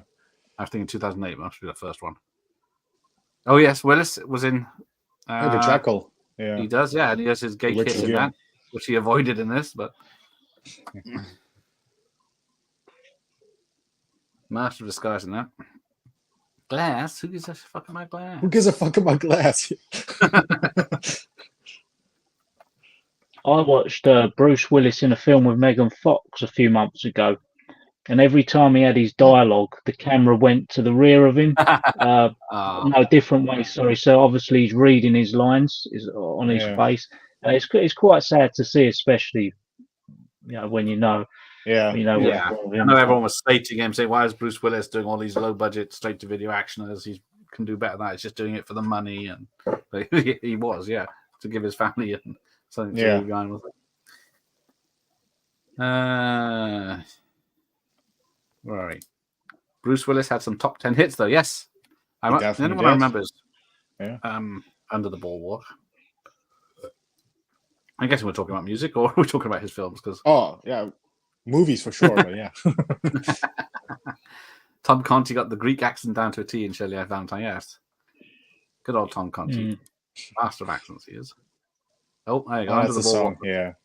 Yeah. High as number 2 in the UK charts. Yeah, well, it's a classic. He didn't kill it. That's another great one. Last Boy Scout. Yeah, love that film. Something. Last Boy Scout and what's the song? Fifth Element. Oh yeah. Boat is boat. Fook is fook. I guess that's Tom Conti. It's all Greek to me. You have that. It's a good film, actually. It's one of my mum's. My mum's into horror, but non-horror. She loves Shirley Valentine, and that's a good scene. He expects steak for dinner on a certain day of the week, and he gets egg and chips, chucks it at the wall when she leaves him. It's good. Maybe I should give it a watch. I never fancied it because I thought, it's a chick flick. Okay, we're going to subscribe to YouTube, I'm guessing. Cheers. Here to negotiate. You're amazing. I just realized in the background there's trees, because it's mentioned when he kills Tayagi, there's trees in the background, but they're supposed to be on the 35th floor. They're outside the window, there's trees. Spoilers. Bobby. Yeah. I'm your white knight. 60 minutes. Would take just Desert Island films to Desert Island to make me feel at home. The Castaway, Lord of the Fries, and Castaway. Yeah. Yeah, isn't there two different? Yeah, the Oliver Reed's Castaway and then Tom Hanks's Castaway. Yeah, there's two different castaways. Yeah. I think there's probably a few others of that. Oh, cameo in Shirley from Rita of Bob and of Rita and Sue and Bob too. That's another problematic film. I would listen to a movie review by the Chuckle Brothers before I'd turn to Piskel and Cube. Piskel and Cube. Yeah. They put a lot of people off movies. Luckily, a lot of people didn't ignore them. Because I think they slated Shawshank Redemption, and then years later one of them did a re-review of it and loved it. Yeah. So yeah. Oh, it is a recreational vehicle. I guess it was a joke. Bring in the car. Yeah, there's a long R on that second one, doesn't he? Yes, real explosion. Modern movie makers take note. I could just drag this explosion and pop it there. Why would I bother filming something? You know, these real explosions look a million times better than the fucking CGI ones. Yeah, even though the sound is just as fake as it doesn't matter. I mean, no matter how good they make it, I can still always tell if it's CGI. It's it's just something off, isn't there? Yeah. Here we go. Richard Edlund stated that Die Hard had some of the most complicated VFX shots of the time. Edlund said around 40 VFX shots were used for Die Hard. Miniature effects, composite shots, yeah. So the bit where he looks down over the top, the hole where the TV goes. I think they elongated that and a lot of models. But awesome. Capiche? Now you know he's serious. Oh yeah, so there's the big joke that Carl brings him a Coke. Oh yeah. Can I get you anything? Coke. Okay. And he brings him a can of Coke. Yeah, I think he might not meant be the what he difference. wanted. Yeah. All right, John, listen. The two SWAT teams from Die Hard 1 and 2 are a little bit pathetic. Total kills 1, own casualties lots. That is very cool, yes. They kill their own. And they get killed. He gives him the thumbs up. Yeah. I'm trying to think of... I can't remember, but I don't think I remember it being empty. Just a lot of sad old men. Although I would have been 20-something, early 20s. So, Secretary of Maggie Gyllenhaal, James Spader in the cinema. That was an uncomfortable experience, especially first thing in the morning. A bit of hanky-panky, nothing like a good spanky. Why am I a method actor? What's with the gun? Alice, it's radio, not television. Yeah, he's like, just shut up, Alice. Yeah, this guy's dead. Yeah. Yeah. Who does Bruce Willis play in this movie, Jeff? John McClane. Detective John McClane of the New York Police Department. In LA for the holidays. Who are you? Yeah. As Alan Rickman just said a few scenes ago there. Yeah. Because, there's a subtle shot here where it shows the back of the chair in blurry, doesn't it? As it pans across the room, you see Alice's blooded head in out of focus, though. Talk to me. Where are my detonators? Where are my detonators? Where are they? Or shall I shoot another one? Well, technically he could. Keep going through them because he only needs a few of them. Don't apologize for offensive jokes. Yeah, it's not your channel, Mike. And don't call me Shirley. Probably Red. Oh, Red. Yeah, Red was good. Red 2 wasn't as good. Oh, yeah, with Helen Mirren as well. Yeah. I've seen that one. Not bad, Red 2, but just... Yeah, it was okay. Yeah. Got butt fucked on national TV doing... The man We're is about to get hurting. Mr. Sanchez, aren't we? We're going to get Robert Duffy. Oh The yes, there he FBI. is. Yeah. Yes, and Grandel Bush.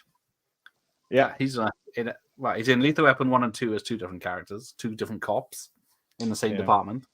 What else is he in? License to Kill with Robert Darby. Also, yeah. Street Fighter. He's Balrog. Balrog. Oh yeah. Yeah. I think I don't remember what his name is in that, but yeah, loads of great stuff. Attention, police.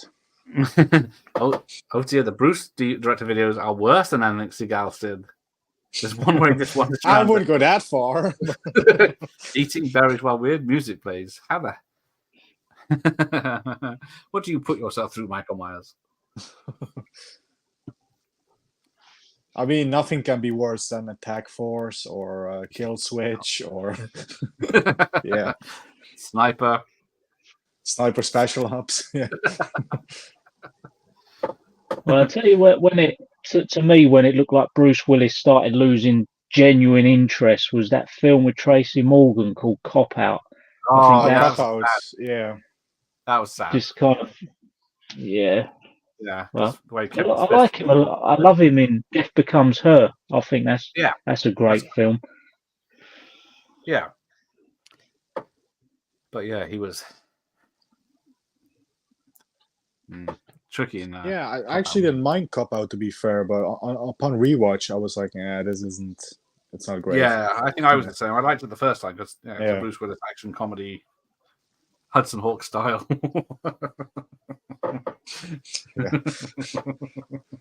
But no, it wasn't that good. Or Alice a Coke. Pause Alice a Coke. Yeah. Christ, I forgot about the Bob camo. Absolutely bloody charming.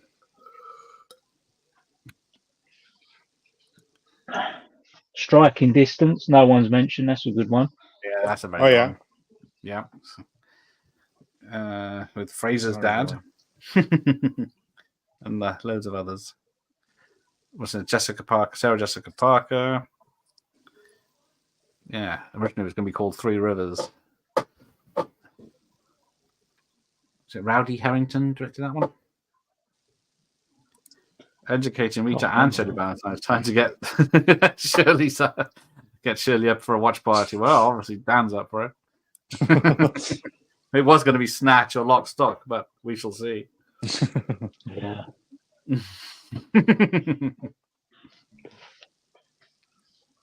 Oh yes, what's worse, CGI explosions or CGI muzzle flash?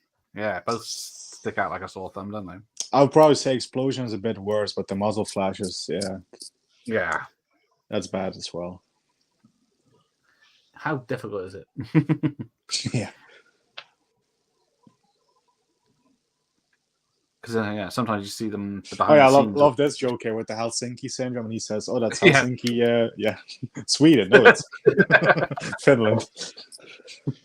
Who knows where they're both the same neighbors, aren't they? Yeah, they're close together, aren't they? Yeah. That sentiment doc. Yes. Fuck SWAT. Ooh. Go A Squad. Yeah, there you go.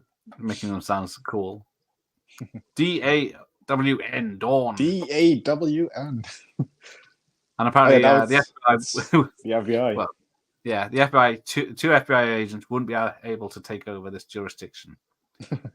It'd still be LAPD. They Want a breath mint? I'm Agent Johnson. This is Agent Johnson. No relation. It's always about no, it's the other Agent Johnson. So what does the person on the phone other one describe? I'm in charge here. Not anymore. I forgot to tag Robert Darby and Grandel. I love Robert Darby, man. He's another great actor. He's doing singing now more than acting. Yeah, he's a really good singer. Does a lot of like Sinatra covers and stuff. Yeah, yeah. Is it too late? Because I also tagged Stephen E. D'Souza, but he's not noticed either. And I would probably say, since he's on screen there with the comment, he's definitely my favorite Bond villain. I would say Robert Darby, Frank Sanchez, clever, brutal, everything. Could hold his own in a fight. Yeah, he was great. They cut out Tom Conti's F-bombs on Channel 5 recently, but left in Avon saying bloody charming, which made no sense. So, anyway. Well, yes. Oh God, no! You're one of them, aren't you? There's a scene where he does the American accent. Avon. Yeah, please. So yeah, apparently they put this scene in because they realized they didn't have a scene with them together before the ending. And then Now, my problem with this has always been like Alan Rickman has such a distinctive voice. yes, Even when I know him he's doing been the heard over accents, walkie-talkies, yeah. but yeah, you would still be able to you can hear it. recognize the voice. Yeah, Well, I guess he does know it's him as well, so he plays along. I guess. yeah. But he passes all the tests, so I guess that's the other thing. People are on walkie-talkies, which you press the button to talk, and then you unpress the You button. release them. Yeah. But people are talking over each other in this film on walkie-talkies. I don't let that spoil it. And this might have been the better luck asking to be set loose to find McClane himself. Yeah, what possibly trouble could he get into? But that's what somebody with a sensible mind would have done. All right, you definitely check this out, Joe. This is real worth it. Die Hard is a great movie. Loved it. See, yeah. Darby should have sang some of his opera. Hey, that's from the Goonies, isn't it? Yeah. Yeah. Yeah, he is. He was a talented singer. Always forget he's in that. Yeah. Yeah. And Joe Pants. He might be a cop. We don't know. One of yours? No way. All right, I got a quiz for you because at the end they give them what's it? The military helicopters. What are they up the wazoo or whatever it is, straight up the ass. But one of the helicopters disappears. It's never once they're sniping on top of the roof. The other helicopter disappears, which I've never thought about. Yeah. Apparently, with the helicopters, because they're real helicopters in a real city, they only allowed to fly them for 2 hours one night. Yeah, because they make a lot of noise, don't they? Yeah. Luckily, so I guess an industrial area, but still. I remember the first Christmas party by mistake. Christmas night, 1992 or 93. They showed it on BBC One. Oh yes, that would have got a lot of views. Although I bet if they put it on now on Christmas Day, wouldn't get barely anyone watching it. Especially if it was on ITV and it was cut. Because I think BBC wouldn't cut it. They'd just show it after 10 or 11. All right, you take care, Joe. Oh, CGI blood is one, yeah. Yeah. When Yeah. They just don't get it right, do they? It just looks always sort of like pinkish and stuff. Yeah, it's like Rambo 4. I love Rambo 4, but when he gets on that 50 cal, yes, it's brutal. I love it, but you can tell it's CGI, but it's very it's off. Yeah, it's flat, and it doesn't go around things like it would. But it's not as bad as Earthquake. Yeah. Which literally is just paint at a flat screen. ITV showed the first Die Hard film in September 1992. There you go. Oh, come on. Kill Switch is just like the long-lost sequel to 7 we never got. Oh, I hate Kill Switch. I like it more than Attack Force. That's still the absolute worst Steven Seagal film, but Kill Switch is up there. Even though Kill Switch has some moments that are okay. Moments. Yeah. He stands up. No. He didn't do that by that point. He's not dubbed. He is dubbed. A lot of body doubles. Yeah. Stun doubles, I should say. Yeah. Put it down. What, are you going to shoot me? Like you did the Kaki?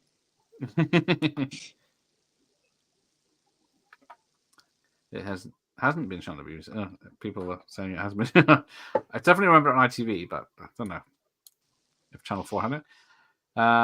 When Bruce got fired from that Willian film for not learning his lines and needed an earpiece for his Broadway performance, I knew he was in trouble. Most people wrote him off as lazy. Yeah. I don't know. What was he doing on Broadway? No idea. I haven't heard about that. Bing! No bullets, you think I'm a fucking stupid Hans? That elevator thing is so iconic. Yeah. Bing! Yeah. I either expect trouble to come through or the elevator to explode. So I'm not. I mean, going in the look at elevator. these muzzle flashes, the glass Yeah. shattering. This is They're all awesome. shooting, and then this Yeah. poor guy gets his kneecap shot off and then falls head first. Yeah. He's not. That getting looks up. pretty brutal. Yeah. We're talking Die Hard, yes. That Love Striking Distance got reworked a lot. Half the trailer isn't even a movie. Yes, it was originally a more serious thriller, and then they turned it into a Bruce Willis film, which technically he could still do decent thrillers.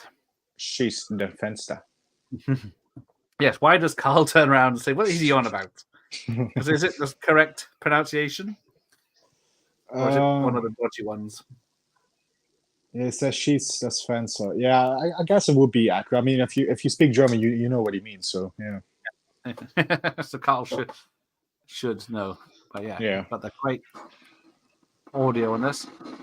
Shoot the glass. Definitely they brought enough clips with them. Yeah, plenty of ammo. I don't know if this won any Oscars for like sound editing or something. I didn't see it said anywhere. Damn it, Talking of these gunshots blood. sound amazing. What action movie do you reckon has the best use of blood for realism? I know what I'd say straight away. I want to hear what you two say. Best Old school, brutal, uncut as well. Oh, I'm drawing a blank now. I was going to say this, but yeah. That's a good Last question. Voice Actually. has some nasty stuff. Yeah. How old school? 1987. One of the most brutal assassinations for me in film history. Oh. 87. Oh, it's obviously the Charles Bronson's assassination. RoboCop. Yeah, RoboCop. Yes. Oh, The bloody RoboCop. Only in the Great. director's. Yeah, with the at-209 blasting that guy away. Yeah. And then of course Murphy's death. Murphy's death. Yeah. That's horrible. That's another great film. He would be right up there with Hans Gruber for me. Kurtwood Smith. Oh yes. Oh, love that guy. And then he turns around, and he does the 70s show, and he's a good guy. So yeah. RoboCop. Yeah. Murphy gets killed and still has to go to work. Where am I? Can you fly, Bobby? Of course, yeah. That is very nasty film. Yeah, but no, I would agree with that, Dan. Yeah, RoboCop, some great blood effects in that film. Yeah, definitely. Yeah, and then they just got worse with the director's cut adding more. Yeah. So yeah, she is quite fetching in the early 90s. Sarah Jessica Parker, in LA Story, and Honeymoon in Vegas. But yeah, I don't know what happened to her. As soon as she got into Sex in the City. Yeah, I was never a fan of Sarah Jessica Parker. She did look okay in Striking Distance. Yeah. Yeah. Oh yeah, it was. That was the first 18 he saw in the cinema. It's probably not an 18 anymore, is it? I saw that in the cinema because it's a Bruce Willis action film, so I'm not going to miss that. Yeah. So yeah, it's not. I don't have it on VHS or DVD. Striking Distance. Oh, it's still an 18. Look at that. I don't know if it's been. Might not have been put through. No, it hasn't been put through again for certification since 1993. I saw Striking Distance in the 90s. Just literally cannot remember one thing about it or what it's about. There you go. Best time for a rewatch. With its twist ending. Yeah, it has been a while since I've watched it, to be fair, but I do remember really enjoying that film. Yeah. The only thing I remember is the spoilers. Yeah. It came out in the cinemas, July, 88, and here, February 1999. 89. It's kind of hilarious in retrospect that one of the characters, Tom Hardy, of course he is. Bloody hell. They mention it so many times. Party. Shirley Valentine, I think, was on BBC One. Apparently, when they trimmed the F-bombs, people complained and they left them in for the next showing. Yeah, because it's one of those films where it's part of the film. She's always swearing in it. There you go. Second viewing's uncut. ITV, yeah, terrible to watch. Die Hard, Lethal Weapon, Predator. There's not any point watching them on ITV. Well, old ITV. I don't know if new ITV's changed, but they were just cut to ribbons. Yeah, it's what makes it funny, I think. If anything, that and the broken English. That's offensive. You can't laugh at people with their broken English, except if it's Jeff.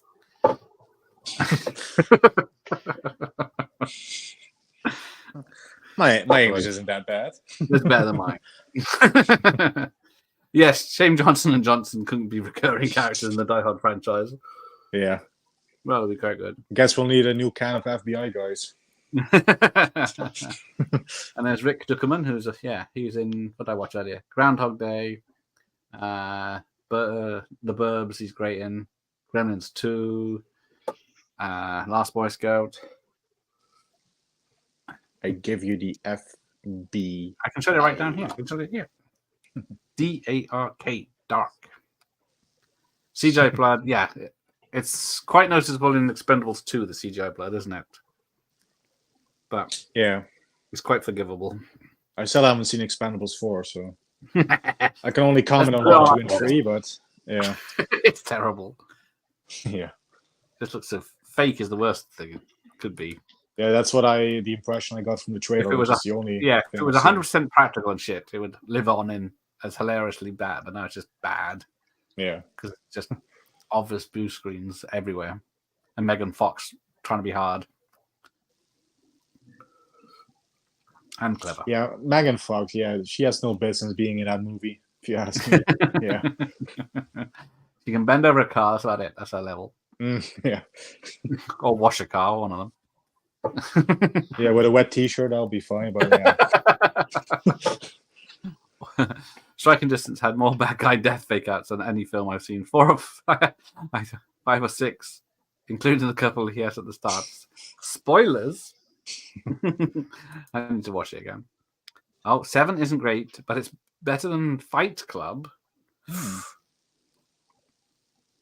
Do like my 7. I would watch 7 over Fight Club, yeah. Yeah, probably be the same. Yeah. Channel 4 went full frontal with everything after 9 p.m. and yet the BBC had dramas made by the BBC that had sex, violence and swearing. Fletch got butchered by the BBC. Yeah, it's weird, the standards. Oh, here we go. Do. The man's going to have my ass.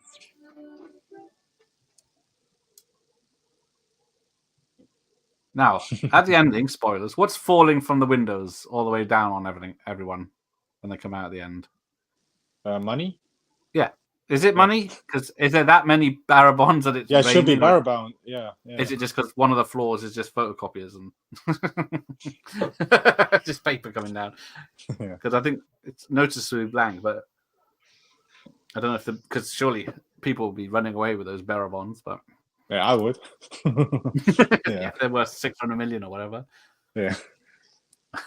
Striking Distance. I can remember one scene on a boat. Other than that, totally blank. I think it's 90% Johnson. on a No, boat. the other one. There was a moment. Yeah, there it is.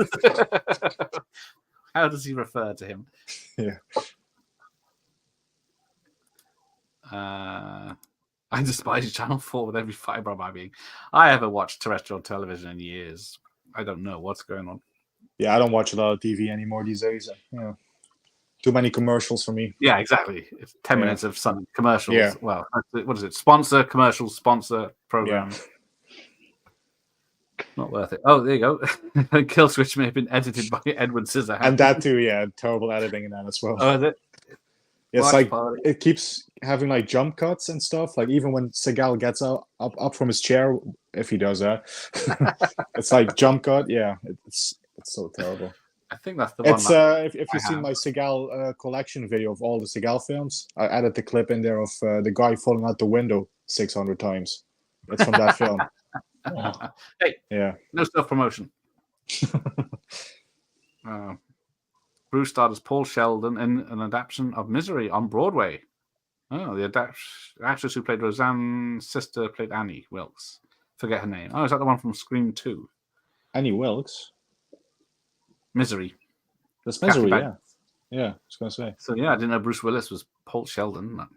Ah. Because I have seen, what is it, 20 years ago, Christian Slater in One Flew Over the Cuckoo's Nest in London. Well, that must have been something. It was yeah, he was good because he does a Jack Nicholson impression in everything he does. So he wasn't a stretch. He's still good in it. Channel 4 used to be awesome. Yeah, it used to be. In the 90s, they were showing all the films, weren't they? And then they got Film 4 and then started charging you to watch all the films. Now, Carl has anger issues, but he couldn't shoot the side of a bus. Yeah, has he shot anyone? Because he's emptied so many clips in Bruce Willis's direction. Must be that. Oh, yeah, RoboCop. Mike said it before anyone else knew it. Probably RoboCop. Someone call it. It's a nice dark red color. Yeah. It's liquid and it's red, so it's better than CGI blood. Yeah. That glass dialogue reminds me of my 8-year-old son the other day. He had a what's that say? 10 out of 10. Huh? What's that? Temerity. There you go. Oh, okay. What the English word for trash is. Garbage, isn't it? Full Metal Jacket, yeah. The Vietnam films, of course. Oh, yeah. Always good. Full Metal Jacket. Bloodletting.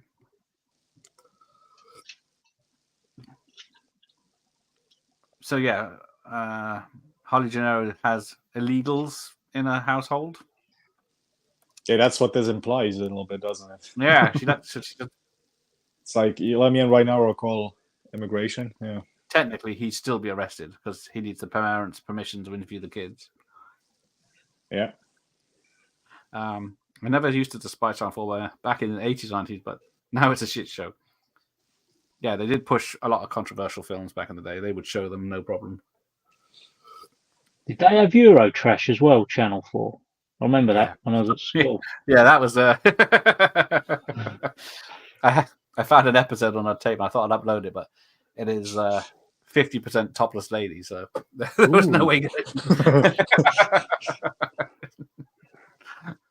It was like all these. Yeah, I'm not going to go into it. Also, 1987. There you go. Channel 4 had some weird torpedo thing in the 80s.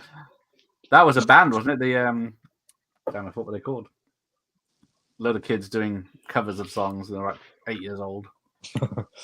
Little Pops, no. Something Tiny Pops, no, I don't know. I can't remember now. But they were on top of the Pops. Yeah, the violence in Full Metal Jacket feels more real and disturbing, especially when Pyle goes crazy. Yeah. Oh yeah, that scene is yeah. Yeah. Oh, here we go. Here come the gunships. Because yeah, there's supposed to be a surprise attack where they can just appear and then start shooting, but they fly around the buildings for a few minutes. And then the stunt doubles appear for a fight. But when Bruce Willis is on the roof and he's going shooting his gun in the air, just as he goes up on the roof, you see the blocks on the floor, which will be the bullet shots coming from. You see the explosive packs taped to the floor. Uh-huh. Oh, Channel 4 also pushed Eurotrash. There you go. Also, I'm sure Jeff has seen Code of Honor, which has the absolutely worst CGI blood I've ever seen.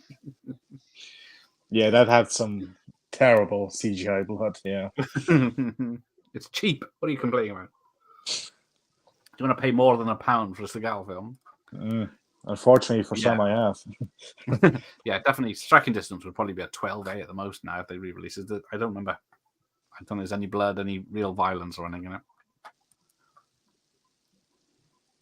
Here we go. Franz. Or Davy with the best lines. Well, both of them, actually. Just like fucking Saigon. Oh, he still hasn't opened the network DVD of Set is Trash. I don't know if my 41-year-old wrist could take it. What about Lolo with the tits that were literally balloons or beach balls? They were so big and so foul.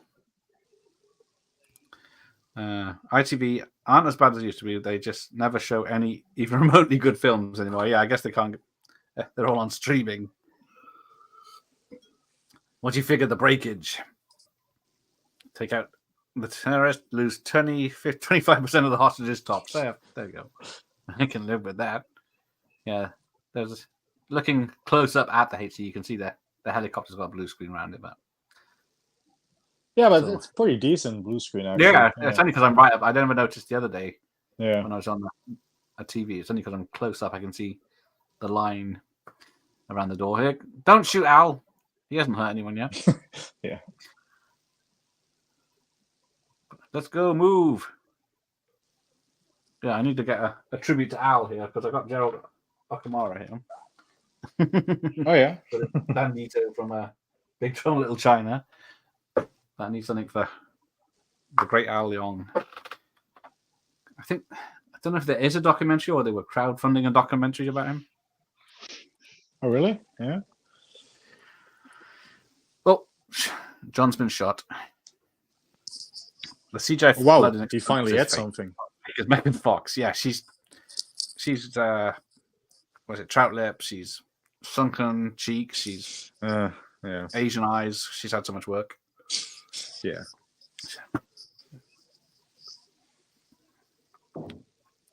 Yeah, that was supposed to be a draw for the film, they thought. The CGI stuff in Expendables confused me. I thought the whole point was to go back to the 80-star movie making with all the old stars together. Yeah. I think the cinema release, they didn't have the CGI blood. They just unrated cut or something for the... Yeah, like Expendables 3, I think, had that. Yeah, that had a harder rating, even though you wouldn't notice it. But yeah, the whole point of Expendables was supposed to be practical and everything. Yeah. I do like Fight Club, but it feels like it gets lost up its own ass a bit towards the end. Yeah. It's not a fun watch as such. Papers. Seeing Lolo Ferrari as a 12-year-old blew my mind, as well as other things. Yeah.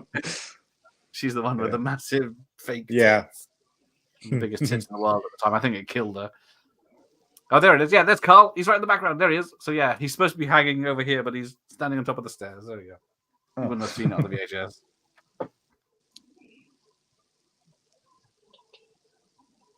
Here we go. Here comes the... just like fucking Saigon.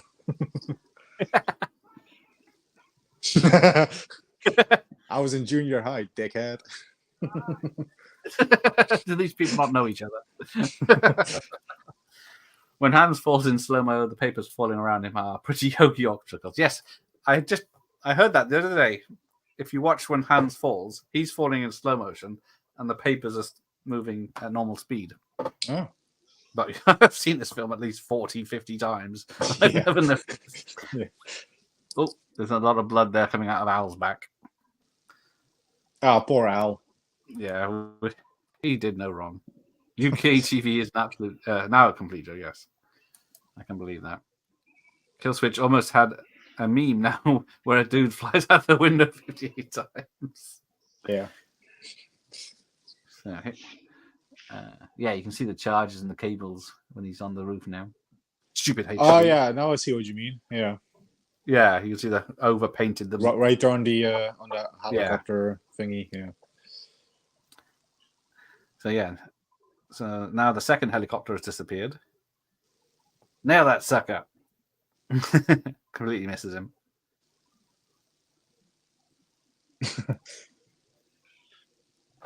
I'm on your side, you assholes. Bruce in Misery definitely rings a bell. Yeah, I would have liked to have seen that in peak Willis. See, yeah, the Cuckoo's Nest station. Yeah, I didn't think it'd be because what's Slater done recently? I know he did Mr. Robot, didn't he? The TV show. Yeah. There you go. The Word, the Girly Show, TFI Friday, and Eurotrash. A lot of people's 90s Friday evenings right there. I always remember a cable TV channel called Live TV. It had Strip Mastermind and Topless Darts. Do you remember that? I remember Topless Darts. I wish I'd seen Strip Mastermind. Me and my friends used to stay up about the age of 14 to try and watch it. Make sure you turn the channel over before you go to bed. Yeah, there you go. There's a rule. There's a good tip there, kids. Change the Sky Channel before you go to bed. Yeah. What I didn't know is on our cable remote, you had a reverse button that my stepdad always used to get up and press reverse to see what I'd been watching, and then I figured it out. So yeah, just do 2 channels. Just leave it to 1 ITV. Yeah, it'll do Channel 4. Yes, and then you had the 5-minute preview or 10-minute preview, depending which Playboy channel it was. That was great. That was. I had a 3-hour tape full up of them. Genius. Why didn't I think of that? Yeah. Is the Nan the same one from Halloween 5? Hang on. Nan? Am I missing something? Anyway, Michael Myers should know about Halloween films. Yeah. That's Friday nights on 4. Yeah, that was it. Don't forget your toothbrush. Yeah. Win a holiday, but you have to leave straight after the show on a Friday night. Mm-hmm. Anyone remember Saturday Zoo with Jonathan Ross? I remember the name. I don't know what happened on it. Oh, there's... That helicopter is empty. Where are the bodies? Yeah, that's probably a model of the building, isn't it? Yes. Yeah. It must be. It looks great. Now you mention that, it must be, but it still looks amazing. Yeah. I never noticed. I was in junior high, dickhead. Yeah, we definitely need a spin-off movie of the Johnson special agents. Here we go. Oh, damn, I missed it. Ding! Boom! Jesus fucking Christ! He's cut the ribbons, bless him. Yeah. Eurotrash might be worth more if you keep it sealed. Would still be a 15. Oh, yeah. Would be yeah. The 15, yeah. There's plenty of F words. Okay, yeah, there you go. There's a great clip of Saturday Zoo with Christopher Walken reading nursery rhymes. That I would love to see. I've seen that clip of him reading Three Little Pigs or whatever it was. That was funny. Yeah. I'll huff and I'll puff. Isn't there Goodbye Moon he reads in The Simpsons? I don't know if it's him or someone doing an impression. Goodbye Moon.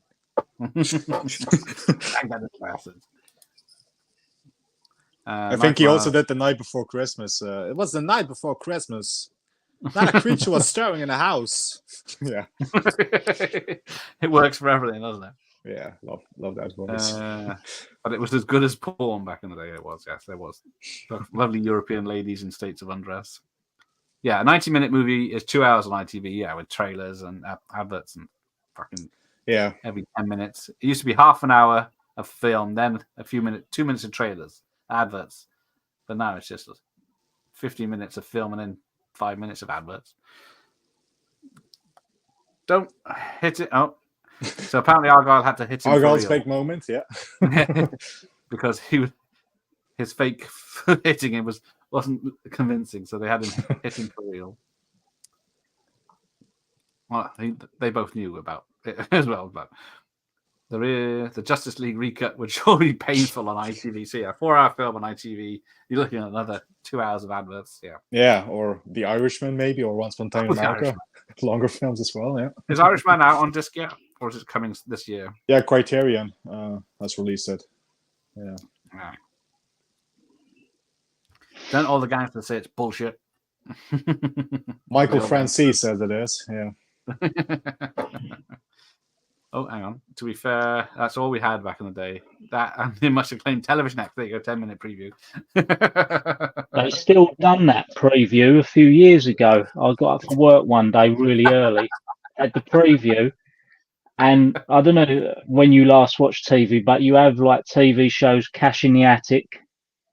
They switched the name out to Gash in the Attic, and instead of a place in the sun, it was a place in the bum. It was yeah.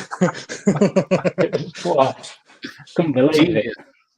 That's awesome. But yes, Television Excellent. What's the other one? What was the where you phoned in or texted the birds to tell them what to do on the Babe Station? Babe Station. Wiggle your ass in front of the screen. All right, love, I'll do it. Yes. Now, is it things to do in Denver when you're dead, or is it 10 things to do in Denver when you're dead? Because I remember it's 10 things to do, isn't it? I could be wrong. But I haven't seen that for a while. That was one of those Pulp Fiction clones that came out. None of the Expendables movies remotely resemble an 80s film. First one tried, I think.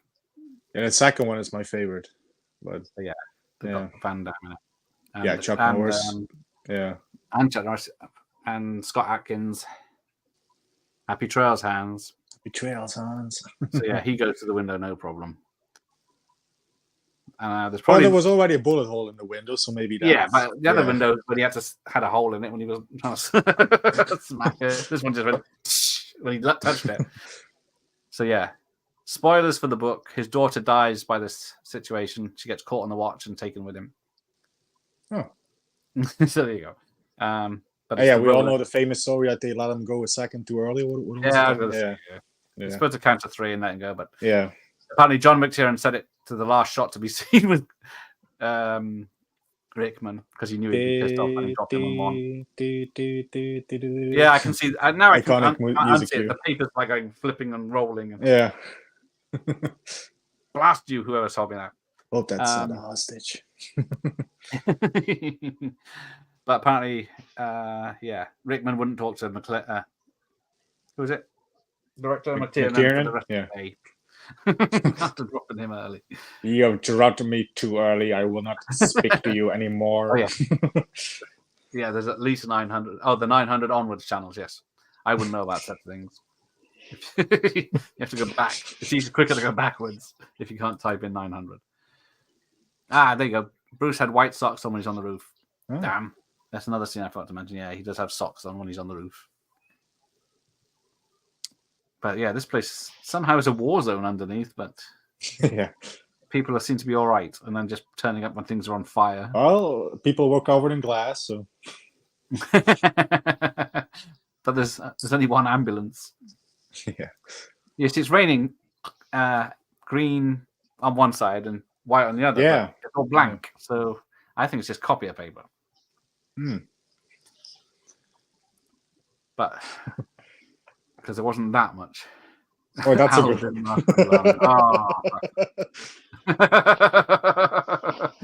I think we'll go for Connell.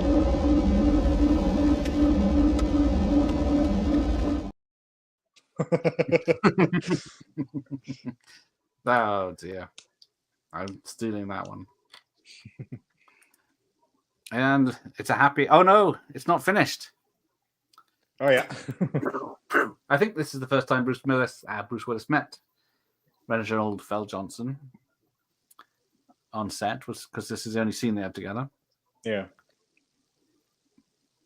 Needs to rewind. Yeah, Steve Buscemi sticks in my mind. Yeah, wasn't he the assassin in that? Hey, Flet's here. Welcome, Flet. Hey, Flet. Do-do-do-do-do. Oh, Men and Motors. God, yeah. Men and Motors was a bit more tame, wasn't it? It just showed boobs and stuff, but it wasn't. It was car racing and etc. as well. It's strip shows and things that happen in Amsterdam. Amsterdam. Oh yeah, it's my neck of the woods. Where's your red light? So we got a redemption for boom. Oh yeah, redemption for Al. Yeah. he can finally shoot his gun again.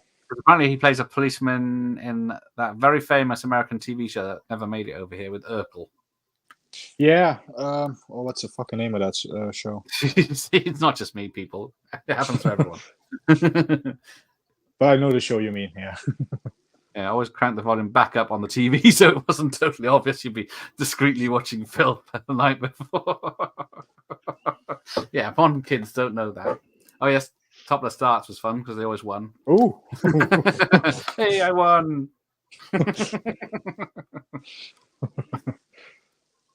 I remember Menmos. Nowadays it'd be called them and Soy Latte. And I bet it'd be more popular. So apparently the damage to the limo, because it got trashed after it hit the ambulance and coming out of the garage, but it's in very good condition now. Remember ITV showing this pretty soon after 9/11, and they were cutting a lot out of the action and explosions around the building at the end. Yeah, why bother? Just put a Herbie film on a line. Yeah, that Walken is uncanny. Pretty good, isn't he? You're talking about my Christopher Walken impression. I don't think it's that great. It sort of sounds good, but I think Jay Moore does the best Walken He's not impression. Talking about more cowbell. I gotta have more cowbell. I got a fever. The only prescription is more cowbell. Yeah, he's never gonna live that down, is he? The thing is, whenever I do Christopher Walken, it's hard for me to stop doing Christopher Walken. So it's yeah. Oh yeah, That's funny for you, but it's not funny for me. The ambulance says a spelling mistake on the side. I think it says fire department. We've missed that. Ah. I'll have to check that next time. Let it snow, let it snow, let it snow. Here we go. We actually had snow a couple of weeks ago here, but You git. We had about 3 days of frost here, and that was it. yeah. That was our winter. I realised it says Big Johnson and Little Johnson. I've never seen them credited like that either. Yeah. Yeah. Which is which, though? There could be a double beating to death. Yeah. Big Johnson. Stewardess. Oh, because, I think in the novel or the original script, the stewardess he fancies at the beginning. She had a bigger they part, weren't didn't in a she? relationship. He was going to meet her after Yeah. this. Stunt people. We got Henry Kingy, who is Scorpio in Predator 2. Oh yeah. Should get to know more of these. Dick Zyker. Oh, George Wilbur. So there is. Which one's he? Is he Jason or was he Michael? Well, he. Yeah, it's one of them. George Wilbur. It's usually Dick Warlock in an action film. Yeah, Dick Warlock. Yeah. Where am I? Oh, that one. Walken's good. It's all right. That's a spelling mistake. Oh, they finally released Prey on disc, haven't they? Which I still haven't seen Prey. After Oh, hairstylist to Bruce Willis was Josie Normand. So easy job. Well, can he do my hair as well? Because Stunt coordinator. There you go. Charles Piccini. Do ITV still break out the movies with the news at the ITV news at 10? Yeah, so it was horrible. Yeah, because you had the news at a film for an hour, even though there was 3 sets of adverts. Then you had the news at 10, which was on for half an hour. Then there was the local news for a quarter of an hour, and then it was back to the film. So by then, official supervisor for Die Hard, Al Cox. What the hell does that do?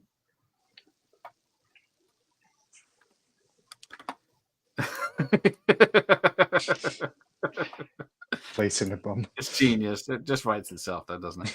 I remember having one of the Sky Movie channels on when a message appears on the screen saying the World Trade just said, oh, they flashed it up on the screen. I guess there's news alerts, didn't they, back in the day?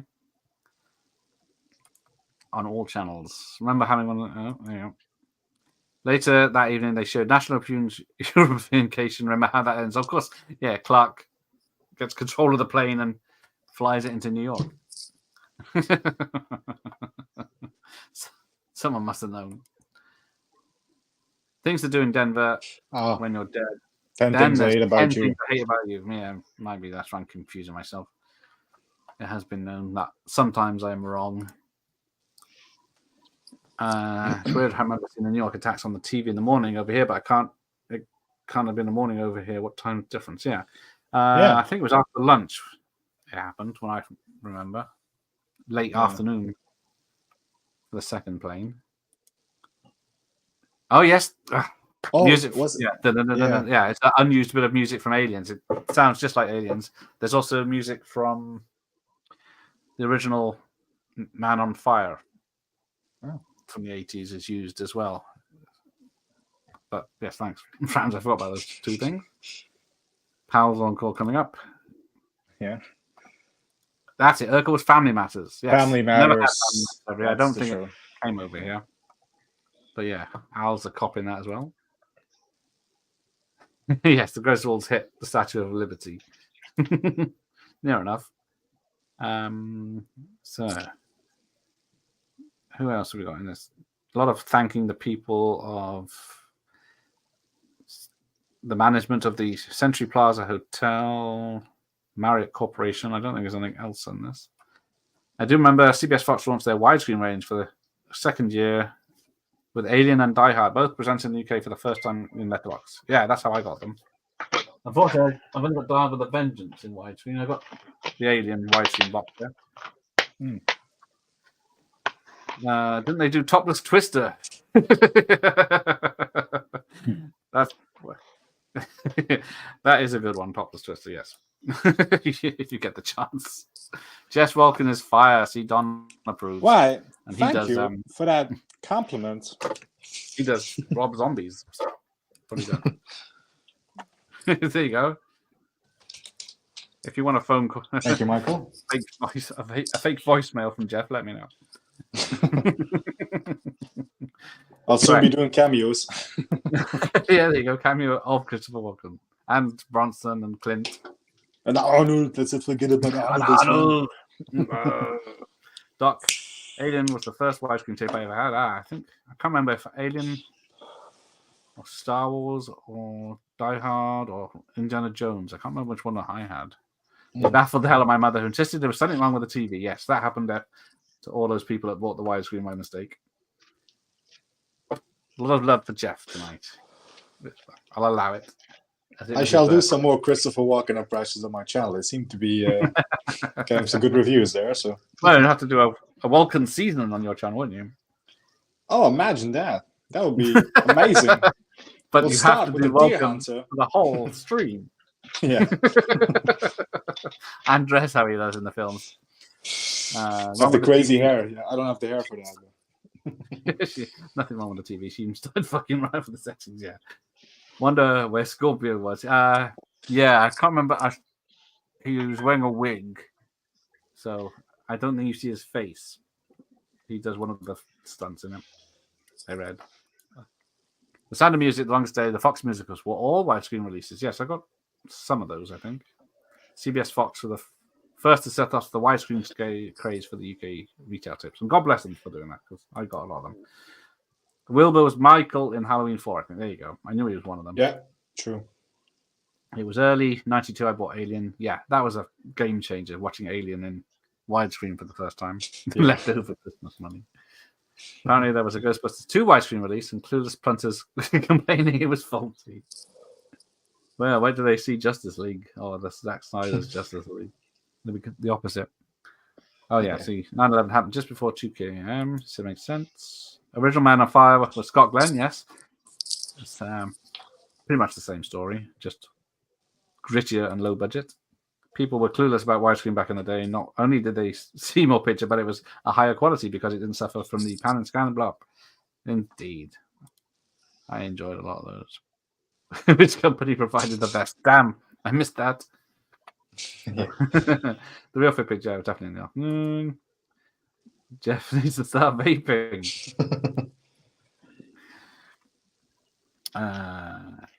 Fox had a deal with Philips Matchline widescreen TV, so it's perfect time for the widescreen for retail. Every distributor for VHS in the UK were at it, including Warner's. I had a Philips or a Sony widescreen, a 32-inch widescreen CRTV, and it took 3 people to carry it. Oh, my first widescreen was Die Hard 2 VHS when they released it uncut as an 18. Yeah, that really gets it in the eye on that one. All right, take care. Woodsman, yes, we are wrapping up. Pugwell's here, late for the party, but welcome to Welcome the to the party, pal. pal. Pugwell. You have missed everything, pretty much. You Right, missed my awesome, apparently, Christopher Walken impression. Now he's just hamming it up. I'll play his I'm afraid. I like watching the animal documentaries. There's the one with the lion, the king of the jungle, big manes at the hair. You gotta do. No. You mice. shouldn't be. You shouldn't be Oh, no. afraid to go whispering when you do Christopher Walken. He whispers, very evil as well. So, Gareth, we're doing Batman Returns. Then we're Walken next, right? Max Shrek. She comes at me again. I'll push her out of a higher window. Bill Clay is kissing pavement. That's a polite way of putting it. Oh, for fuck's sake. Hey, Ricky. No. Don't look at him. Right. Although I will. He's coming to chat. Was it next Saturday now? Yeah, you're interviewing him or what? Yeah. No. We're just having cups of tea and shooting Budweiser. Yes, he'll be on his Budweiser, of course he will. I will have a man's drink. Yeah, seeing Superman in its massive widescreen was a revelation, yes, indeed. Does anyone remember the wooden TV? My parents had one until she went and the picture became typhoon shape. Yeah. I always remember our TV cut discoloration in corners and you had to get a magnet and get it back in line. But yeah, I had a wooden panel TVs were a thing of beauty. Yeah, we had a Grundig and a Ferguson, one of them, with the dial for the channel. Yeah, our first VHS player had a remote control, but it was on a cable. That 6-foot cable. Yeah. So sort of pointless. So everyone tripping over the bastard.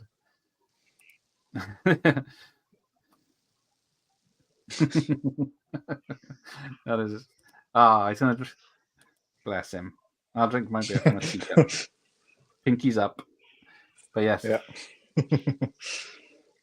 Let's end this now. He's here. Right. Thanks for you two. Thanks for Dan for staying. Yeah, thanks, Dan. That was a lovely surprise. Right, welcome. I didn't want to leave.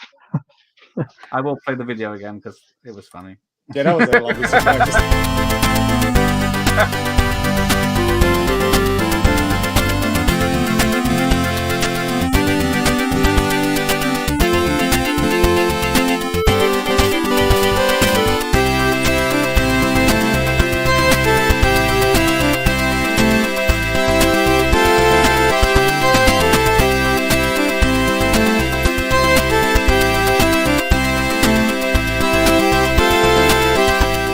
Can't stand the Dutch.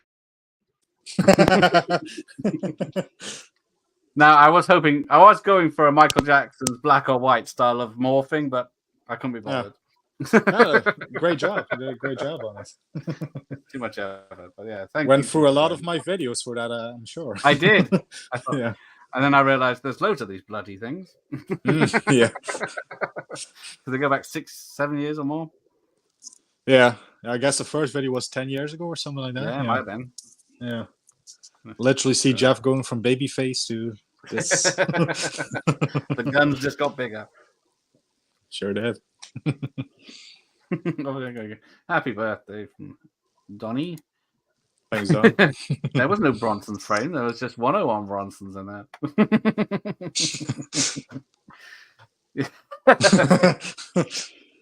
The Dutch boy band. Yeah, that's when I was trying out for the Monkeys or whatever. Yeah. Oh yeah, so, yeah. Putting a magnet next to a screen that isn't fucked will fuck it. Yeah, I've got my old CG, but there you go. Thanks for everyone for joining me. Have a good rest of your evening. Good night. Keep by the way, I'll see you tomorrow for Hard to Die. Okay. Oh yeah, you're doing the porn version of this. Yeah. No, it's not porn. There's just smart showers.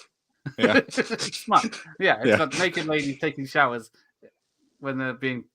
Yeah, we'll see it tomorrow. Who's joining you for that one then? No one. It's only about an hour and 10 minutes. So okay. But it's gonna be. I will be live messaging the director as well to answer the questions. So there we go. Thanks for everyone.